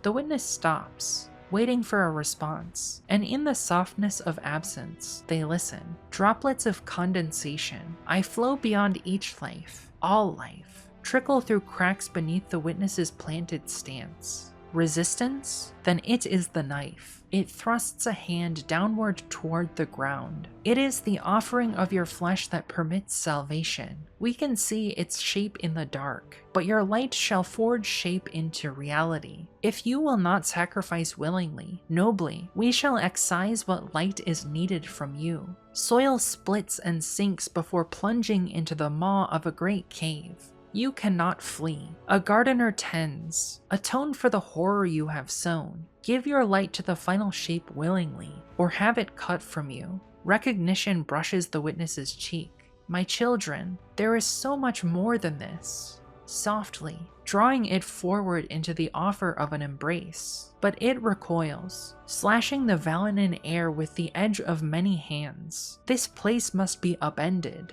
It maligns hollowness into cysts in the flesh, foundations unto foundations. Pain like wind, I have shaped, my work, laid flat, erodes away the shapes that spring from the Witness's touch, and halts its progress momentarily. The Witness flicks finger-like blades, again and again, carving hollows from the flesh of the Traveler. The work is slow, deliberate, difficult. It holds the surrounding pitch in place, and presses against the borders, feeling the Traveler's patient defiance. You were not prepared when you uplifted us. It is why you left. It is why you fear your own change now. But where you so change and abandon it to chaos, we correct this error. It is purpose we have given us. Is it not beautiful? There is screaming, no sound in the scar of the Traveler. This entry gives us a much clearer picture of the power struggle between the Traveler and the Witness for control of the light and the Pale Heart. I interpret the sets of two vertical lines as denoting something said by the Traveler to the Witness. The dialogue here shows a direct conversation between two entities that talk past each other, not understanding what the other is trying to say. The Witness reiterates its flawed understanding of the Traveler and desire to take power in order to create its final shape, as the culmination of its religious journey that began with its birth in the exuviation. I find the Traveler's responses here incredibly enlightening. The three statements it makes are, I flow beyond each life, all life. My children, there is so much more than this. I have shaped, my work, laid flat. These, combined with the entry calling the conscious entity within the Traveler the Gardener, and the explicit definition of the Winnower as the Deep itself in the Tablets of Ruin lore, paints the picture that the consciousness is likely the Gardener from Unveiling. We could then interpret Statement 1 as being about the Gardener's role in giving birth to all life in the Flower game. Statement 2 is rebuking the witness's conception of the Traveler and goal of the final shape. The more that is hinted at could be the heterodoxy of life within the flower game that the gardener seeks to preserve. It could also be a comment about the witness's obstinate refusal to see the goodness and hope that the light brings those it uplifts, and find purpose beyond their traumagenic goal of the final shape. It could also simply be a very direct response to the witness's previous statement where it says, "A gardener tends, atone for the horror you have sown. Give your light to the final shape willingly or have it cut from you." This would be the gardener telling the witness that the view of gardening as simply tending to crops is small-minded, or trying to point out in vain that the horror is partially of the witness's creation, as it seeks at every turn to ruin the garden the gardener tries to sow within the flower game by blessing civilizations with its light. The witness's final shape is then a reflected version of the winnower and gardener's argument over the final shape in Unveiling. The witness is recreating the conditions of this argument, trying to assert its role as the winnower's first knife to cut the final shape out of the flesh of the gardener themselves. They see their struggle as analogous to the winnower's, but the gardener is commenting that reality is much more complicated. The third statement is about the gardener's works. They shape the flowers by giving them life and allowing them to proliferate within the game. With the creation of the law of light and wielding it via the Traveler, they allow life's complexity to evolve rapidly with chaos and entropy. The goal of this is to allow life to prosper in ways not possible without the magic of paracausal light, and prevent Unveiling's final shape from dominating all. The work being laid flat is likely a comment about the witness ruining the Traveler's attempts to raise civilizations up with the light by attacking at every opportunity, destroying golden ages before each species has the opportunity to ascend in the way its precursors did. The witness has nearly destroyed the gardener's project of uplifting life within the universe and preserving complexity. The witness's final sentence is also particularly revealing. The witness asserts that the gardener left because it was not ready to be worshipped, and that lack of readiness makes it fear the changes of the pale heart brought by the darkness. It frames the gardener's works as sowing change and abandoning it to chaos, and the witness's project of the final shape as correcting that error, like the pattern of the final shape is able to correct errant flowers in Unveiling. The witness has deeply mythologized its struggle in the religious language and allegory of Unveiling, and I think this is intentional. It wants to be the manifestation of the winnower's war to create the final shape, because its precursors couldn't find purpose and joy in living a comfortable life in the garden of the Traveler's creation. However, as we already know from the Micah memories, the Traveler doesn't understand the cyclic patterns of rebirth and worship that its blessings inevitably bring. It fears thought. It is a consciousness either so naive or alien to us that it struggles to understand us. There is beauty in that naivete or alienness, because it allows the Traveler to continue to boldly give its gifts without strings, even when they are misused. As Ikora says in the Hidden Dossier, this is why the light wipes away memory. It strikes away the pain of the past to break the pattern, to create the possibility of grace. I disagree with the witness's assertion that the Traveler is not prepared, and that lack of preparedness is why it fears the change in the pale heart. I think the Traveler is actually very prepared for the conflict with the witness. As Ghost says in Excision, "This is what we were made for."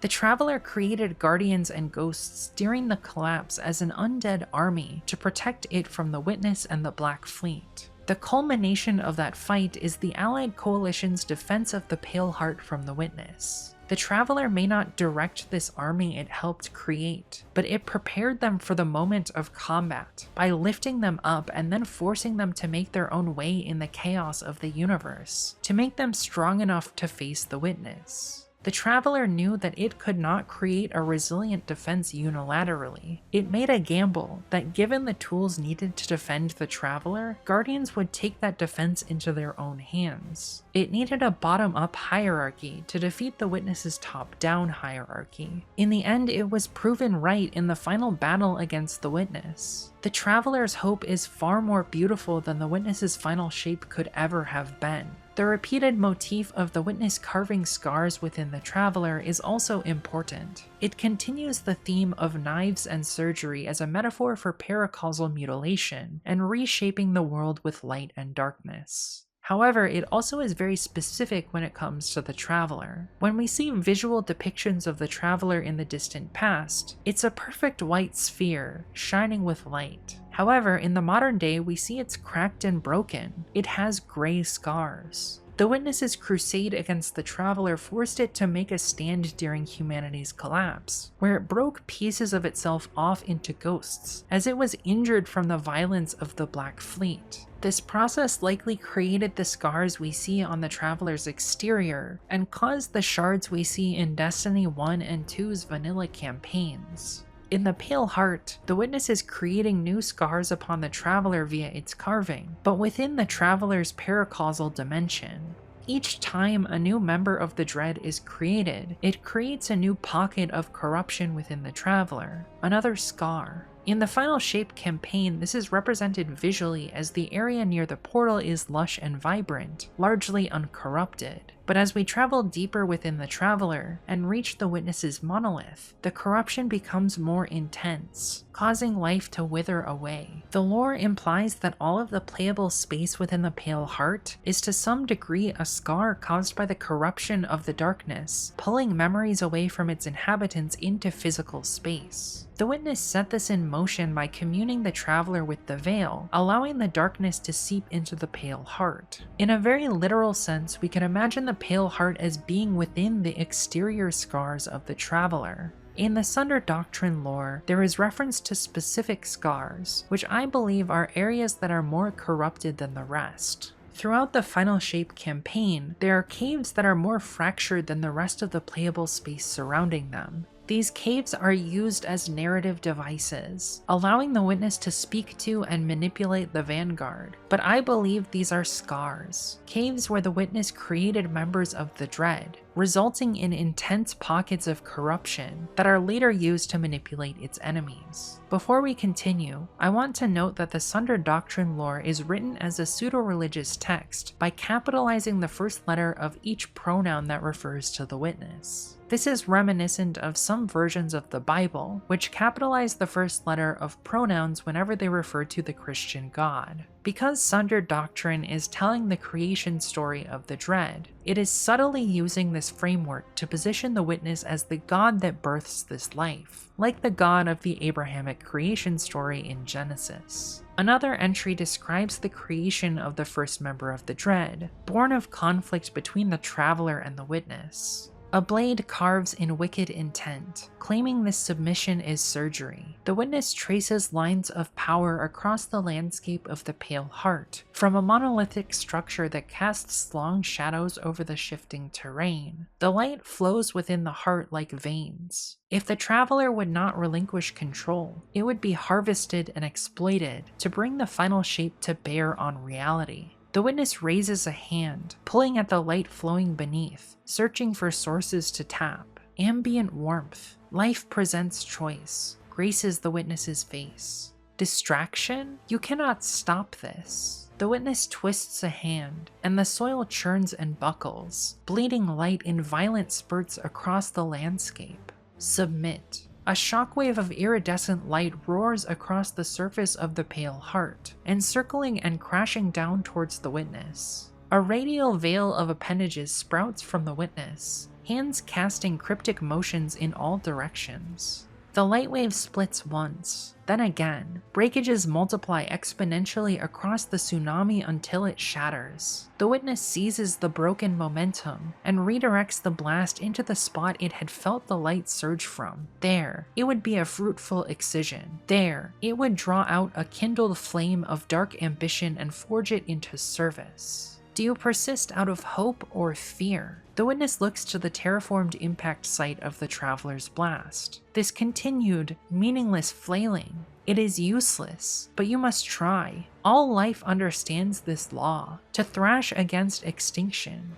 Now, you too feel our burden. We have pursued you to share this gift with you. Are you not tired of this instinctual resistance? Do you not cry out for salvation? It is here. This lore shows us the Traveler's resistance to the Witness in a much more direct way than we've seen thus far. The blade carving in wicked intent is likely a poetic way to describe the Witness, the first knife, as it tries to manipulate the light of the Traveler to carve the universe and create the dread. The claim that submission is surgery is probably a reference to the Witness wanting the Traveler to submit to its will, and calling its use of the Traveler's light an excision, which is a type of surgery where something is removed from the body. The Witness views its use of the Traveler's light as surgery on an unwilling patient, trying to harvest what it needs from them, which is a disgusting idea. I interpret life presents choice as the Traveler trying to teach the Witness that each living being deserves to choose, which echoes the Traveler's philosophy of giving living beings the freedom to choose their own destiny, something given to the precursors that they couldn't handle. The Witness ignores this message, instead interpreting it as a distraction.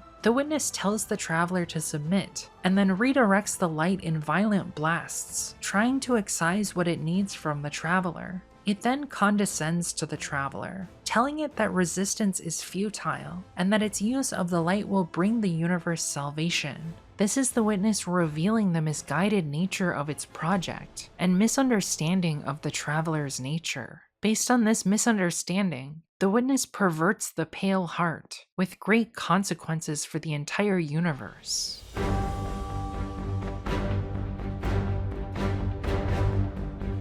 The dread are born of the unconsidered consequences. The Witness merely wants an army for the final shape, and it disregards the will of every other participant in the process, including the beings who eventually become the dread. It's horrifying and extremely similar to Oryx's mindset when creating the Taken. Adornment of the Flame continues by showing us the birth of the first subjugator. Scars pock the pale heart, the Traveler bleeds, and the carving, the excision of light to bring the final shape to bear upon reality, is far from realized. Deep within one such scar, in a space cut from memory, the Witness looks upon its old world, a remnant of a remnant, abandoned by the abandoned. A city of crude pyramidian structures shift around it like tectonic plates, groaning in vicious mockery of the wounded gardener's cries. Enough. The Witness extends myriad arms in front of it and quells the city's motion into silence. It waves the structures away. This memory drawn from us. You loomed, demanding worship, but offered nothing in return. How is it you still cannot understand? The Witness shapes the edge of their palm as a blade, and steps forward, raising the edge to nick the flesh of a frail sapling. You cannot hide this vestige of power. It is a place of pain, an impetus that must be left behind. Drips of silver light are drawn forth from the pale, dying tree, until a small pool rests in the Witness's palm. It focuses will on the evaporating light, imbuing its potential with memory and ideology. The Witness whispers a dream into reality, and the light surges, and for a moment they stand among their people, separate, alone, within the possibility of the past before its sullying, static, droning contentment. The Traveler above, the light shimmers, quivering. Life is not still. With thin resilience, then fades. The Witness is again in the pale heart, the light gone from its grasp. Encircled by a flowering nascence, rests the remains of the Witness's first attempt to bend light and dark into form. A failure, not dead, but dormant and weak. From this presumed grave, it would watch its lineage forged, its Witness fall, and in time, this being would rise to prove its worth as a subjugator. But for now, the newborn failure remains on the ground before it. First of the reshaped, Keat air, flame from resonance. Prove your existence by escaping this death. Should you rise and find us again, your strength will be known. The Witness feels the pale heart shudder and turns its attention to the Traveler. You are weakening. It speaks through the darkness, a voice ringing in the minds of its denizen. Our host remains intransigent. Choke their resolve. There's a lot to unpack here. The witness sees memories of its past as the precursors and is upset by them. It betrays its misunderstanding of the Traveler by saying that the Traveler demanded worship, but would not offer answers, and is exasperated by the Traveler's lack of understanding. This connects directly to the memory of the Traveler about worship, where the Traveler doesn't understand why those who worship it do so. The Traveler doesn't necessarily want to be worshipped in the first place. It wants to offer its gifts of light to peoples and allow them to grow wonderful civilizations and make their way in the universe. But inevitably, those civilizations see that they are blessed by godlike power and come to worship the Traveler as a god. It's a tragic pattern that the Traveler cannot get what it wants, to give gifts of light without strings, as those who are given gifts by a being much more powerful than them see worship as necessary to continue receiving gifts. However, worship requires answers which the Traveler is not equipped to give. The witness tries to leave behind its past, but is doomed to repeat it by continually engaging with the Traveler, pursuing the final shape. As the witness tries again to wield the light, the Traveler speaks to it a second time. It rebukes the witness's final shape, saying life is not still. The witness's final shape is an unnatural state for the universe, because life naturally requires entropy and change. The witness is so afraid of growth and change that it wants to rid that change from the universe completely. We end learning something new about the Dread. Kate Air is a subjugator born from the witness's first attempt to merge light and darkness to create the final shape.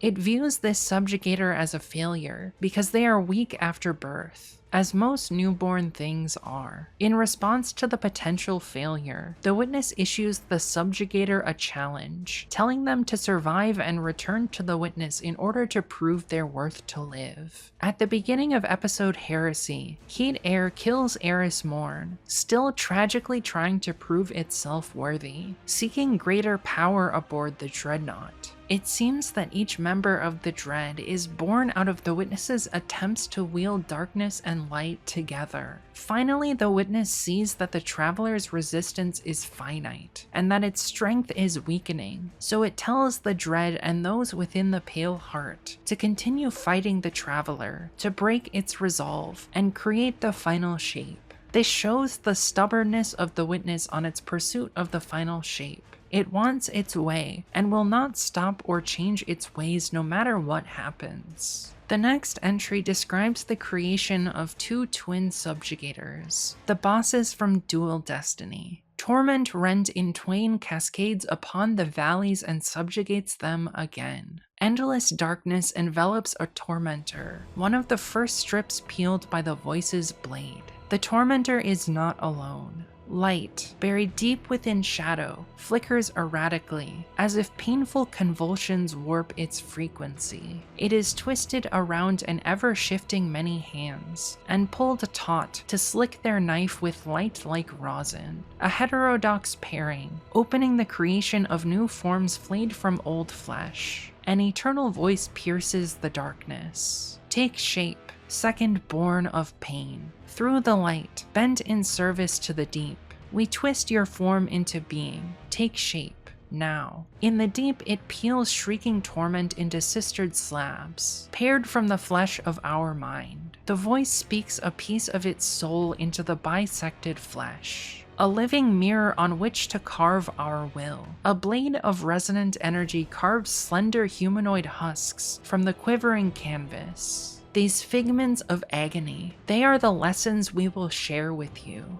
It separates the thin layers, dividing segments along lines of clustered nerves. In wounded light, your shape is forged. The husk is considered, recombined with the trim and reshaped many times. With tools of subjugation, you shall teach them. The voice recites memories of deep power into their fabric.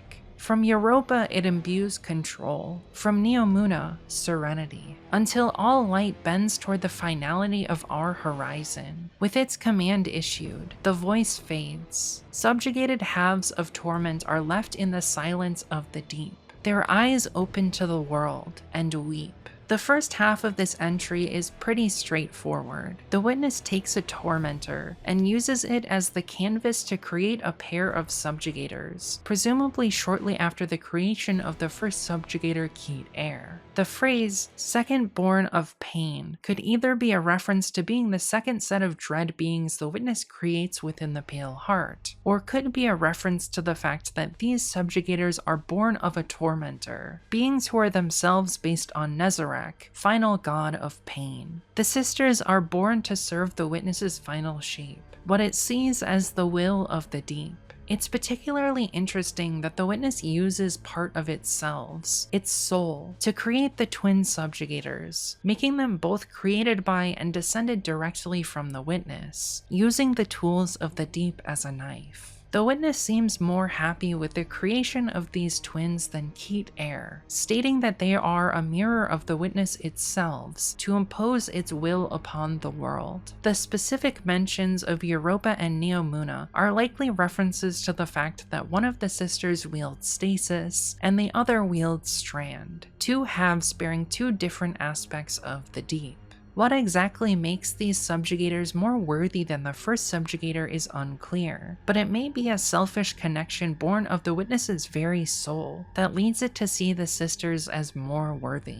The mandate for these subjugators is to teach the world using tools of subjugation, tools of the darkness, to bring all of the universe's light under control, which is ultimately the ideology of the Witness's galactic crusade of winnowing, the reason for its title of First Knife. To create a world free from the chaos of the light. This gives the sisters a very unique role that connects them to the Witness's entire project in a much more direct way than other disciples or members of the Dread. The entry continues, revealing the two subjugators are Selin and Yemek from Dual Destiny. They ponder their fate if the Witness's final shape comes to pass. Selin sits with their other half, surveying the Pale Heart. Sister, what becomes of us when we succeed? Their other half ponders the question for the first time. After a moment, they answer, we return. And what becomes of us? Selin emphasizes. The question frustrates Yemek. She thrusts her lance into festering brambles. We return? Selin rotates a shard of stasis in its hand, analyzing the split reflections. Return to where there is no Yemek? Only an echo within the Witness. This frustrates her more. She pulls the lance free and stands over Selin. I am Yemek. Exactly, Selin says, letting the shard fall and dissipate, before standing to meet her other half. And who were you before? Not nothing, Yemek responds. But not Yemek, Selin says, pointing to itself. And not Selin. Better buried than faded from memory. Yemek turns away. We return. Together again. Together within it, Selin probes. Is that what you want? Yemek is silent. I know what it wants. I'm asking what you want. Selin sees the final shape just as clearly as the Witness does. It will bring this shape into being. There can be no pursuit in deviation of this purpose. But Selin has considered what follows, what could follow. It takes in the vista of the Pale Heart again, its gaze lingering on a spot marred by darkness. What if we could truly be whole? A voice pierces Selin's mind and cuts the notion from it. Abandon this meager hope. Selin reckons with their role within the Black Fleet, thinking over their creation and what plans the Witness would have for them in a post-Final Shape world. I find this discussion of identity heartbreaking. The sisters have been given a new form, a new lease on life, by the Witness, and Selin wonders what returning to being parts of the Witness's finalized soul would mean. Before their birth in the Pale Heart, they were not Selin and Yemek. They were a piece of the Witness's mind and a tormentor that were combined and bisected to create the twins. This makes their connectedness to these past identities disrupted, as they were completely distinct beings prior to their second birth by the Witness. Before the moment described in the first half of the entry, Selin and Yemek did not exist, but now they do. If they are finalized and reabsorbed into the witness as part of the final shape, they will no longer be Selin and Yemek, but they will not be the same as they were prior to becoming Selin and Yemek, as their time as subjugators will have permanently altered their perspective. What this recombination would mean for their sense of self is really complex, as it would be in essence a death or rebirth, like when the witness turned them into subjugators, but the line is fuzzy, and the situation incredibly interesting to ponder. This discussion is very reminiscent of the identity problems laid out in the teletransportation paradox by Derek Parfit, which I discuss at length in my Deepstone Crypt lore analysis. It would be an identity transition similar to teletransportation that would fundamentally make it difficult to say if there is continuity of identity from psychological connectedness, or if that chain is disrupted. Yemek and Selin seem to believe that they would lose their identity, which is tragic because they seem to be content with their existence as subjugators. They were created to serve the witness's final shape, a form of reality that has no room for their current forms and identities. Their senses of self are fundamentally tied to this self-destructive pursuit. After considering it, Yemek thinks that it would be better to be reabsorbed into the witness than to no longer exist in the final shape. Selin asks Yemek if this is what she actually wants, regardless of what the witness wants for them. Yemek doesn't answer, likely conflicted about the prospect, which I find heartbreaking. Selin hopes that they can be reunited and made whole as reconnected sisters, which is a very sweet idea, one that the witness immediately shoots down. The witness wants to foster a cultish devotion to the final shape above all, so it engages in systemic oppression and ostracization of other goals and hopes within the Dread, as manifested here. This makes the Dread trapped in an abusive situation, unable to build their own sense of identity and purpose, separate from their creator's goals. This sets up the witness's failure to enact its final shape and death as a new beginning and opportunity for the Dread to make their own way in the universe and set their own goals for the first time. I will remind you of my stance on personal identity because I think it's relevant here. I view personal identity as a fiction, a story we tell ourselves to understand the world, and one that only has as much meaning as we decide to ascribe to it. If Yemek and Selin find comfort in their identities as subjugators as they seem to in this entry, it doesn't matter how real their identities actually are. What matters is how they allow them to function in the world. If they would welcome the transition to becoming a singular entity again rather than twins, that is the best option for them. The next quote describes an equally tragic situation, the creation of the Grimm. In this entry, we learn that the Dread are born from a dissenter, a member of the witness who splits off from them because they no longer believe the final shape is worth pursuing. Let your mind be split into the many facets of thought it so craves to embody. The voice pierces a scar of darkness within the pale heart. Here, a word of dissent fractured from the witness. What do you hope to accomplish alone? Tiny wisp of smoke? Unveil your deceitful promises, the fractured whisper of dissent weaves between the witness's words. And I am not alone. The witness narrows its voice, compressing all sound into a thin edge. You fracture from our purpose. This shape no longer suits you. The whisper turns to a hiss. You cannot keep us in darkness. We shall see, the witness responds. Your feelings seem conflicted, your thoughts scattered. The witness speaks to each splintered impulse within the word of dissent, tethering each one to a shape in the darkness, manifesting it through twisted light. The word of dissent protests, but instead produces a bestial wraith that bursts from its mouth, wailing, trailing fluids, and gurgled cries. The time for penitence has passed. It is the first of many. Grim splinters rip away, disconnected and twisted by the witness's commands. Each wriggling expulsion shrieks in mimicry of its host's choked screams. Expel until nothing remains. One word of dissent violently rips into a billowing cloud of grim. They look to each other with waning, morose understanding, as lucidity slips away into instinct. Dark wings soon blot out the sky and carry swarms of ravenous Grimm. When the colony roosts together, or soars across the pale heart in unison, they nearly remember the warm,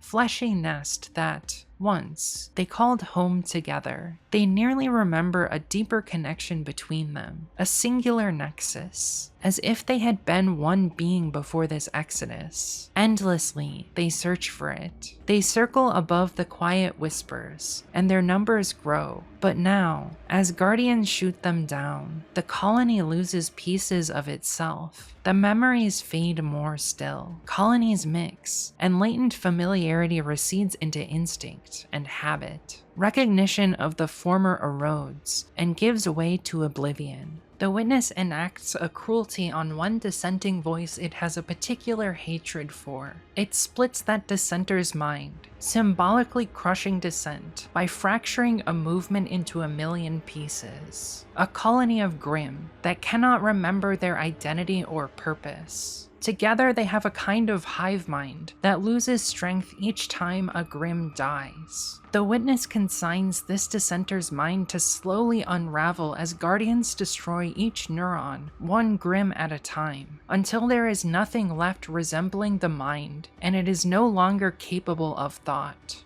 A cruel tragedy that makes me feel guilty about killing the Grimm, no matter how annoying they are. They were a member of the resistance to the witness's tyranny that was co-opted by the witness and conscripted into the battle to secure the final shape, unable to think clearly enough to recognize what they had lost, and forced into battles they were doomed to lose. Grim shrieks and wails are dissenting cries from the witness's dissenters, reformed into violence by the witness against their will. In another life, the Grimm could have been our quasi-allies, like the dissenters who led us down the road to destroy the witness. But the witness doomed them to die at the hands of guardians who did not understand who or what they were fighting. This is probably my favorite bit of lore we've discussed so far in this video, because the tragedy is incredibly well executed. The final entry of the armor set describes the creation of weavers and attendants, Strand and Stasis scions. A scion from the Shadow Legion, the Cabal faction that serves the witness, is chosen by the witness for a ritual, one which promises her glory, but comes at a price. Wrapped in purpose and wreathed in meaning, the old life withers away. A ceremonial mask comes against Amon's face as she adjusts her kneeling posture, waiting. Her foresight is obscured by the mask as much as her vision. She buries her curiosity and gives in to the ceremony's demand for the unknown. A collection of voices silences the chamber. Amon, first sister of the Eclipse, entrusted of Otzot, uplifted to ascend. Amon swallows the tinge of unsettled doubt the words leave in her throat. Chosen. She would be adorned. She would one day find herself among the disciples, as she had risen to Calus's court and to Otzot's. The chants resume. She feels the palanquin lift as a procession of gilded legionaries, bearing ornamental blades, ferries her forward in a crashing march. When she feels the palanquin meet ground again, Amon steps forward. Master. Amon's words carry no sound in the deep. A voice pierces the darkness, her mask, and her mind. Amon grasps at the mask. It shatters into motionless shards. You, most deserving and keen of mind, first of your people to ascend, let our will reflect in you. Amon feels roots creep through the gaps of the fragmented mask, through her iris, and into herself. A surge of sensation ripples across her synapses, arresting her awareness at each individual moment, before plunging to the next. It offers to peel the mask from Amon's eye. She questions. Receive truth. By our hand. Receive sight. Optic layers shear away at each potential shape. The voice offers the knife to their hand. She refuses. A convergence of your potential to serve a greater will. The first guided incision toward deification. Amon begs. All act as one. It carves a new shape from the one who is Amon, with the hand of Amon. A conduit through which the final shape may be rendered. An eye watches the blade reinterpret corporeal form. Flayed from what was with efficient brutality, discarded cuts slump at her feet. Eamon escapes into a mindscape. Her flesh remains. Your deeds will echo ours. In totality, in finality, you are reborn. I am Eamon, who came into being narrowly escaping the cost of a sinister promise. A blank mindscape expands before her, but it is limited by an encroaching presence. A doppelganger, a shadow prowling the halls of her mind. She may be unable to safely leave this place, but so long as she remains, it will be a sanctuary. Here she still holds sway. Her body is her own, as it was before the ceremony. No mask obscures her face. Out of reach, there is a darkened door. The shadow crashes against the door. Eamon blinks in shock,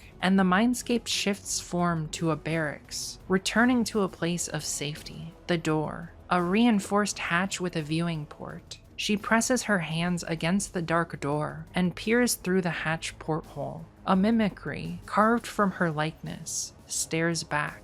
You will not enter this place. It snarls and presses the borders of the mindscape, clawing at the porthole. It shifts form and washes over the barracks. The shadow bores into the walls like roots upending foundations. It quakes the ground and howls madness, sends shivers and cracks through this safe place. But the walls hold firm. I am Eamon. You are not. She would stay until only she remained. This quote shows us that the weavers and attendants of the Dread are created from Shadow Legion scions. It tells the story of Eamon, a scion chosen to ascend by the Witness and become part of the Dread. The Witness cuts Eamon with a knife into a new shape, either a weaver or attendant or possibly both. Eamon can't handle the brutality of the Witness's carving, so she retreats into her mindscape, where she is beset by a sinister doppelganger. This doppelganger represents the identity crisis caused by being reshaped into a new form, losing her old identity. She is beset internally by the torment the Witness seeks to unleash upon the world to create its final shape. It suppresses Eamon's old identity and takes control of her body so that it can be used like a puppet for the Witness's plans. She is literally trapped in her own mind and tormented, while the Witness wields her body as a knife towards its will. Eamon thought being uplifted would be deification, but in reality it's enslavement. The Witness likely does this to a number of scions to create weavers and attendants. The only question, though, is what happens to the doppelganger after the Witness dies. Based on seeing weavers and attendants in Sundered Doctrine, I think the Witness's doppelganger puppet retains control of the body, hoping that Eamon and the other scions who were uplifted will wither away in their mindscapes until there is nothing left of their old identities. It's a horrifying way to make the abuse of being manipulated as a paracausal knife manifest physically.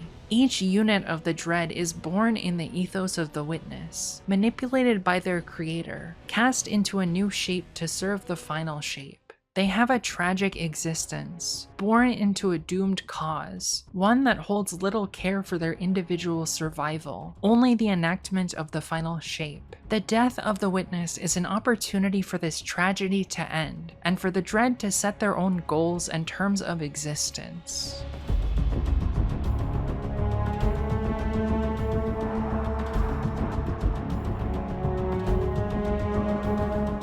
In Sundered Doctrine, a group of Dread assaults Rolk's pyramid, hoping to find purpose beyond the Witness. Future Proof helps us understand their motivations. I will make me what I must be, because to be what I am is fatal. Karev the Erased. Karev has a fine whispering voice and a fine whispering mind. Come with me, A says. I smell a smell of power. I taste a wisp of a waft of something to feed us. Karev adorns A self in prizes, acquires attainments. A covers the body granted by the knife, and vows to have better. If not the before body, then a new one, a better one, a whole one. I won't take the knife again. I don't care who wields it, says Jenner in a grave, groaning little voice, and flips her blades about her elbows, as if to say, any deity who dare try it, I'll cut back. They are hunters, all of them, and it is a hard hunt. The sniffing out, and the reading of entrails, and the long, long journeys through foreign lands. Voices speak to offer power, a place to rest, a floating duty, comforting and mindless. Karev's whispers break the tightening chords of the hum from Saturn's rings. A tells stories of what was, and what is, and what could be, through the journey. I will be beautiful, Karev says, and I will be whole, Jenner says, and I will be myself, says a heretofore silent subjugator called only the Feral. We will make ourselves anew, Karev murmurs, and all hiss in hope, as painful as the touch of the knife. The knife the subjugators speak of in this quote is the witness, who cut them into their current shapes. We see the motivations of the final boss of Sundered Doctrine, Karev the Erased. Karev seeks a greater existence than the witness grants a greater purpose for a self. The goal of the dread in Sundered Doctrine is to create a new purpose and identity for themselves, beyond what the witness made them for, by taking power from Rolk's pyramid. Karev in particular is dissatisfied by the body A were given by the witness, and wants a better form. A may not be able to get the body A had before the witness transformed them into a subjugator, but A think A may be able to make a new, even better body. This pursuit is incredibly trans, as the key struggle many trans people face is rebuilding their bodies into something that feels more whole and comfortable for them. This allegory is made pretty explicit by giving Karev the neo-pronouns A and A self. I think it's a solid creative choice because it makes sense that these paracausal nightmares wouldn't map perfectly onto human conceptions of gender. Using uncommon pronouns makes the possibility space for the characters feel expansive, and hits home that characterization of a person dissatisfied with their body who wants to gain the power to make a new one. Karev adorns a self with trinkets, likely because of that dissatisfaction, out of a desire to have a more perfect body, and to mask the discomfort with what A see when A are unadorned. Jenner's quote connects the dread directly to the taken as a knife metaphor. The dread were created and wielded as weapons of the deep by the witness. They are like the taken knives Oryx uses, enthralled to the will of their creator until the creator dies. Jenner doesn't want to be wielded like a knife anymore, and seeks control over their destiny. It's tragic that Guardians kill this pack of dread, crushing their hopes for a new purpose and identity. Savathun points this out in the closing dialogue for the dungeon. A failed grasp at power. Poor dears. The dread are in a pickle. They need something, anything to feel whole. And you thwart them at every turn. Does that make you feel big and strong? Like a hero? Like a killer?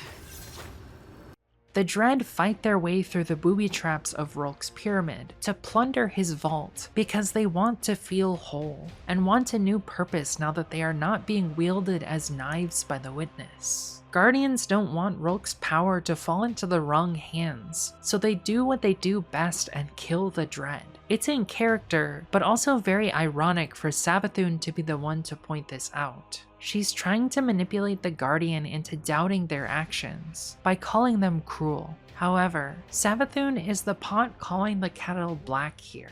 She's done way worse. Need I remind you of what she did to the Awoken in Forsaken? It's also another example of Destiny's writers calling out the player base for engaging in violent behavior without regard for others, which is ironic because the writers have created this situation themselves by giving a tragic backstory to an activity that can only be completed by killing the Dread. It's a situation entirely of their own creation. However, I do think it adds a needed depth for the Dread and makes the story of the dungeon much more interesting. When we open Rolk's vault and learn what the Dread sought in Sundered Doctrine, it helps us understand their motivations. As evil Arad has her hammer, and Savathun her scalpel, so the king wields a chisel. With it I carve the tablets of ruin.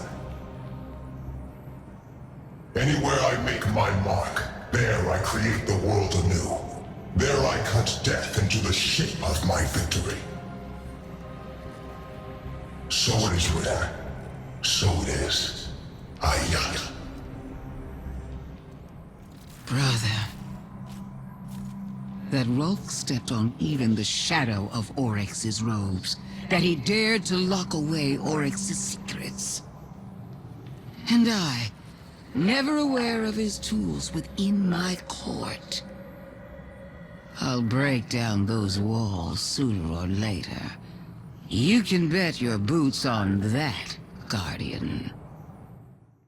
Rolk's vault holds the massive chisel Oryx used to carve the tablets of ruin after speaking to the Winnower. The Dread seek this power and Oryx's throne aboard the Dreadnought because they no longer want to be wielded as knives, and want instead to take the ability to wield knives for themselves, becoming their abuser in a tragic role reversal. Oryx's project of the Taken Throne and Tablets of Ruin is the closest thing to the Witness's power that exists in the world. Another misguided acolyte of the Winnower, who seeks to wield its power as a knife. The Dread want to insert themselves into this pantheon, to have the kind of power they used to have with the Witness. Some do it for a new identity. Some do it for a new purpose. Some do it to prove themselves. Regardless of the reason, they are inextricably connected to the Taken and the deep within which they both swim.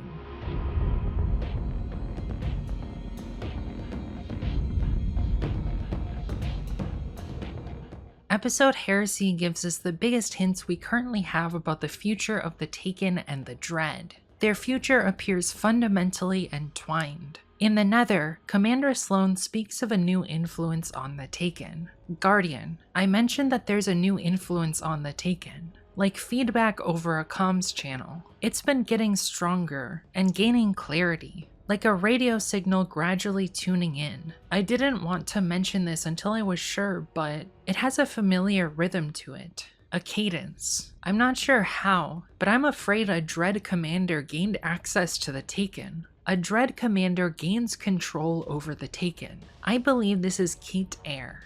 In Songs of Descent, we hear songs from the Taken about needing new leadership. They cry out, needing a new will to control them after Oryx's death. In Resonance Song, we hear a potential answer. A cutting song, a shaping song, a resonating cry in the thin air, from the First and the Lonely. The first stanza gives us our first hint that Keet Air is the singer. I believe the First and the Lonely is a reference to Keet Air, the first of the Dread to be born. Lonely because it was not created with a partner like other subjugators. The song continues. How wide the sea and how broad the plain, how far the journey before I find you. The light in dark, the outflung spark from the hateful mother. I cry out to you. Was I made for this? Is this the court of the Taken King? Where is his sword and where is his might? Was he cast from his throne? And does it lie empty still? Was my shape recast for this? The next few stanzas describe Keet Air's journey out of the Pale Heart. The light in dark is the purpose that Keet Air seeks, a new path after the death of the Witness. The outflung spark makes this purpose clear, as it is a reference to the Echo of Navigation, a memory of Oryx made from light and darkness. The Hateful Mother is the Traveler or Gardener, where Keet Air was born. It sees the Traveler as hateful because it was given life by the Witness who despises the Traveler. Keet Air follows the Echo to the Dreadnought, where it reaches the court of Oryx. Here, Keet Air believes it has found a new purpose, gaining power from the Taken and Hive Pantheon. The court of Oryx is where we first see Keet Air on screen, and where it kills Eris Morn, the woman who wielded Oryx's killers as a knife, creating the vacant throne we now see. Keat Air kills Eris because it sees her as an affront to the Taken throne. The song continues. The king is dead and speaks no more. Whose is this new voice I hear?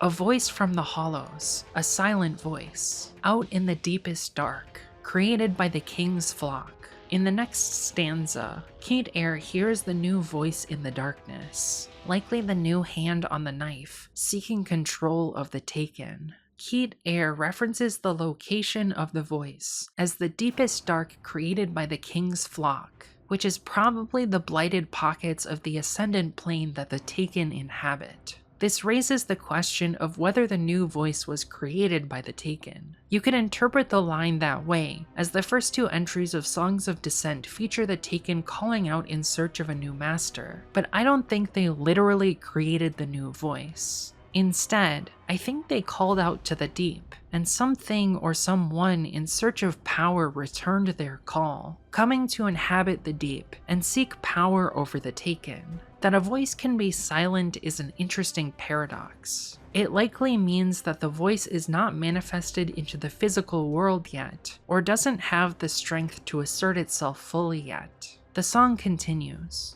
Grant me power, I will speak for you. Remake my form, I will act for you. Let me touch the deep, I will cast down the light for you. Make me, recast me, hollow out my heart and live there with me. I am made for the cold, for the dark, for the quiet, the whisper below the roaring dark. I am made for you.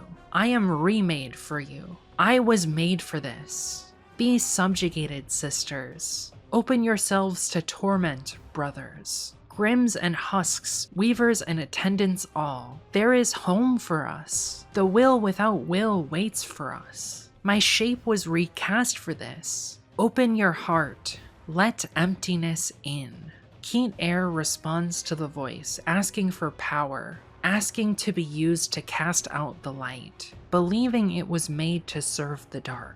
This is a reflection of the witness's goals for the Dread, to rid the universe of paracausal light. Keat Air sees taking power from the Pantheon of the Deep as an extension of this mission, even after the witness's death. It wonders if this new purpose is the reason it was reshaped by the witness, to lead the Dread to their destiny alongside the Taken. After asking for power from the deep, Keat Air calls out to its descendants and siblings, the Dread, and tells them to come to the Dreadnought to find a new home and purpose. There they can serve the new voice in the darkness and gain new power within the deep.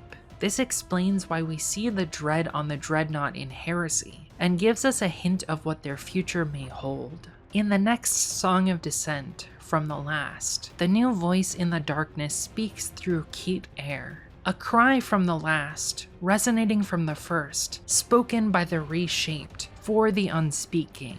As hand in glove, as knife in sheath, so I am to you, says the will. So you are to me. Sing orison, make entreaty, invoke your God, until it walks among you. My voice is small, says the will. My voice is weak. I call across the seas, a fine and gauzy thing. Strengthen my voice as spinner doubles thread, twists them together, makes them strong, makes them last for the weaving. Observe the rites. Do as I have told, repetition upon repetition, will and ritual together, to bring me to you.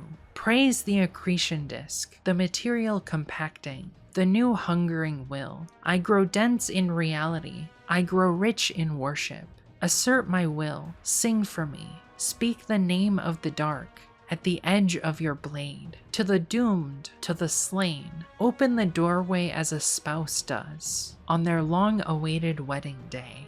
Lead me into my new life's home. This mysterious call from the deep asks the deep's inhabitants to worship it in order to bring it greater power. It responds to the Taken and Dread, taking advantage of their listlessness and desire for purpose, telling them to pray to it and tithe power to it in order to make ready its new home. I believe this entity exists somewhere in an unphysical state and needs worshippers to tithe it power in order to manifest itself into the material plane, The most logical entity that would desire this kind of power is the Nine, perhaps the interventionists, or an individual within them. If you think back to the witch, accreting matter in the physical world to create a body is something the Nine have tried before. Opening the doorway reminds me a lot of the Nine's experiments at the Gate of Cocytus, where they manipulated physical reality on the other side of a gate. In this situation, opening the door would be allowing the now weak Nine to gain enough paracausal power in order to step through the doorway into the material plane and gain physical forms. The small and weak voices would be a continuation of an idea from Dust, where the Nine are said to be tongueless but trying to speak. This makes a lot of sense for the concept of a silent voice. They literally do not have voice boxes yet. The final song in the lore book also gives us more context, as we hear from the new hand on the knife directly. A silent song,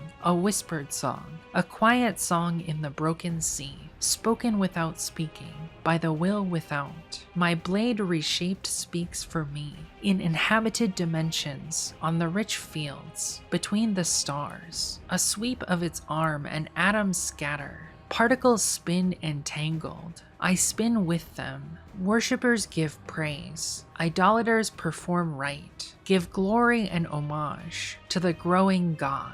Should the edge of my knife go blunt, should the arms of my petitioners lower, should the congregation never sing again, the will lives, the will feasts, the will spins on. Pour food in the sea, still I eat. Quiet voice in the dark, still I am heard. You who want power, you who want deity, take shelter in me. As cyclone grows from seed, as currents feed the whirlpool, as planetesimals collect dust, so grows the will without will, till I stand without caveat, speaking in my own voice, walking the fields of life.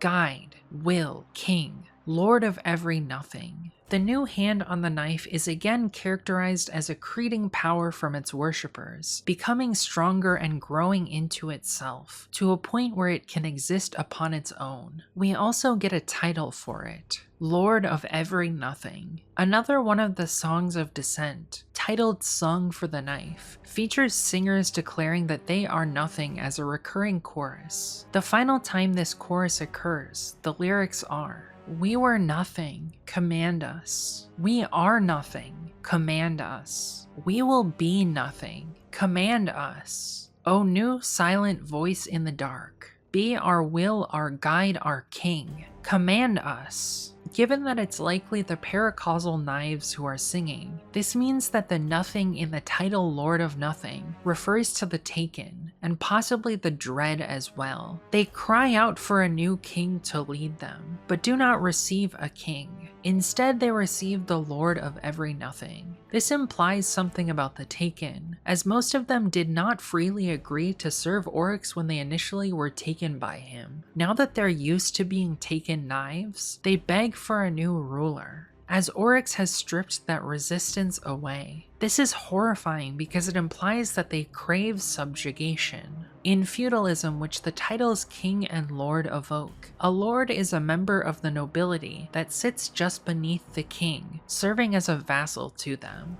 If the Lord of Every Nothing is a lord in the feudal sense, they wouldn't be the new Taken monarch, but instead be serving Oryx's will by controlling the Taken. On the other hand, they might seek the Taken throne given the line, Guide, Will, King, preceding Lord of Every Nothing. However, this is a direct response to the Taken asking for a guide, will, and king in Song for the Knife, so it might not necessarily be a title they are claiming. The other common use of the word Lord is as an epithet for a deity. Given the heavy religious language in the song and the other songs, it could mean that the Lord of Every Nothing is simply just a new Taken god, and that's what Lord means in that context. Without more context about the Lord of Every-Nothing's relationship with Oryx, we ultimately can't say with certainty which meaning is intended. Returning to Wielding's song, the Lord of Every-Nothing also claims that the reshaped knife speaks for them, because they do not have a voice of their own. Keat Air is directly called the blade reshaped in-game, so this is confirmation that it, and likely the rest of the Dread, are not the Lord of Every-Nothing, but instead commune with and serve it. There's one wrinkle to this idea, and that's a single line of dialogue from Mission Resile. Eris Morn says,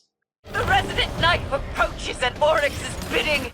For context, during this mission, the Echo of Navigation has escaped its containment within Eris's throne world, and is trying to take power for itself aboard the Dreadnought, free from the influence of the Vanguard, Savathun, and Xivu Arath, who all seek to claim it. Eris asserts that Keat Air is following Oryx's bidding in fighting the Guardian, and not the new hand on the knife. This assertion is aided by the fact that once we kill Keat Air, the Guardian is able to kill the Echo of Navigation, and prevent it from escaping or falling into the wrong hands. I think it's possible that Keat Air, like the Taken in Heresy, is in contact with two masters, the Echo of Navigation and the Lord of Every-Nothing. In Resile, Keat Air serves the Echo directly to protect it from the Vanguard, while at other moments it serves the Lord of Every-Nothing, speaking for it. I think it doesn't make sense for all the Songs of Descent to simply be talking about the Echo, as they make a lot more sense thematically to be about a new taken god, which is naming itself the Lord of Every-Nothing, whether it be the Nine or a new character. Especially with the lines, "The king is dead and speaks no more. Whose is this new voice I hear?" directly pointing us away from Oryx. Songs of Descent positions the Lord of Every-Nothing as lying in wait, like an ambush predator, waiting for their strength to increase to the point where they are powerful enough to assert themselves into the physical plane, standing on their own. This adds a lot to my theory that the Nine could be at the very least connected to the Lord of Every-Nothing, because they are in the exact same situation. They have been tinkering for millennia, trying to figure out how to end their dependence on the life of Soul, and build a new life where they are able to stand on their own, without their consciousness depending on the survival of Soul's life. It's obviously still possible that the Lord of Every-Nothing is unrelated, but the situation is too similar for me to ignore the connections. The Lord is poised to be a future villain commanding the Taken and Dread, meaning the factions probably will not make their own destiny, and instead will find themselves enthralled to the will of another yet again. If this comes to pass, they would be stuck in a vicious cycle, passed off to one dark leader after each preceding one dies. A bleak existence.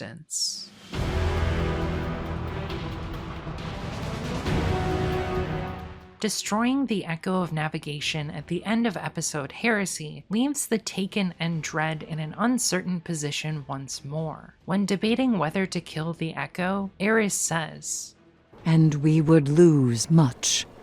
Means to remove the Taken threat entirely. Forever." After the Echo's death, the Taken will persist forever, a thorn in the side of the Vanguard and their allies. Likewise, the Dread also persist, even after the knife who led them to the Dreadnought, Keat Air, is killed. Will the Taken and Dread serve the Lord of Every-Nothing now that the Witness and Oryx are gone for good? Or will they choose another path? At the conclusion of Heresy, it seems like they will serve the Lord of Every-Nothing, but nothing about their fate is certain. The irony of the Witness and Oryx is that they both were much better gardeners than winnowers. Their key contributions to the universe were not their paracausal winnowing, but the new life they allowed to proliferate. Oryx used the knife to create the Taken, to winnow existing life into a shape of his choosing, but those shapes were not perfectly bound to his will. The Taken outlasted him. They survived when he could not. Likewise, the Witness forged paracausal light and darkness to create new life from itself, to secure its final shape. Each new creation, each new life, was born out of a failure to winnow the universe into a desired final shape, one which never came to pass. The Dread outlasted the Witness. They survived when it could not. The Taken and Dread proved themselves more worthy of an existence than their creators, under the Winnower's logic. The key lesson here is that it's easy to be a gardener, to create new life. To be a Winnower is much harder. As the Traveler says, life is not still. It grows and evolves beyond our designs for it. As a parent, you cannot completely control who your children become, regardless of how hard you try. You can only be the Traveler and give them the tools they need to make their own way in the universe. The Deep commands that those who move within it take what they need by force, but we've seen twice now how this fails the antagonists of destiny, leaving their progeny to either create their own destiny or be co-opted by another who moves within the Deep. Now, for the very first time, what the future holds for the Taken and Dread is up to them alone.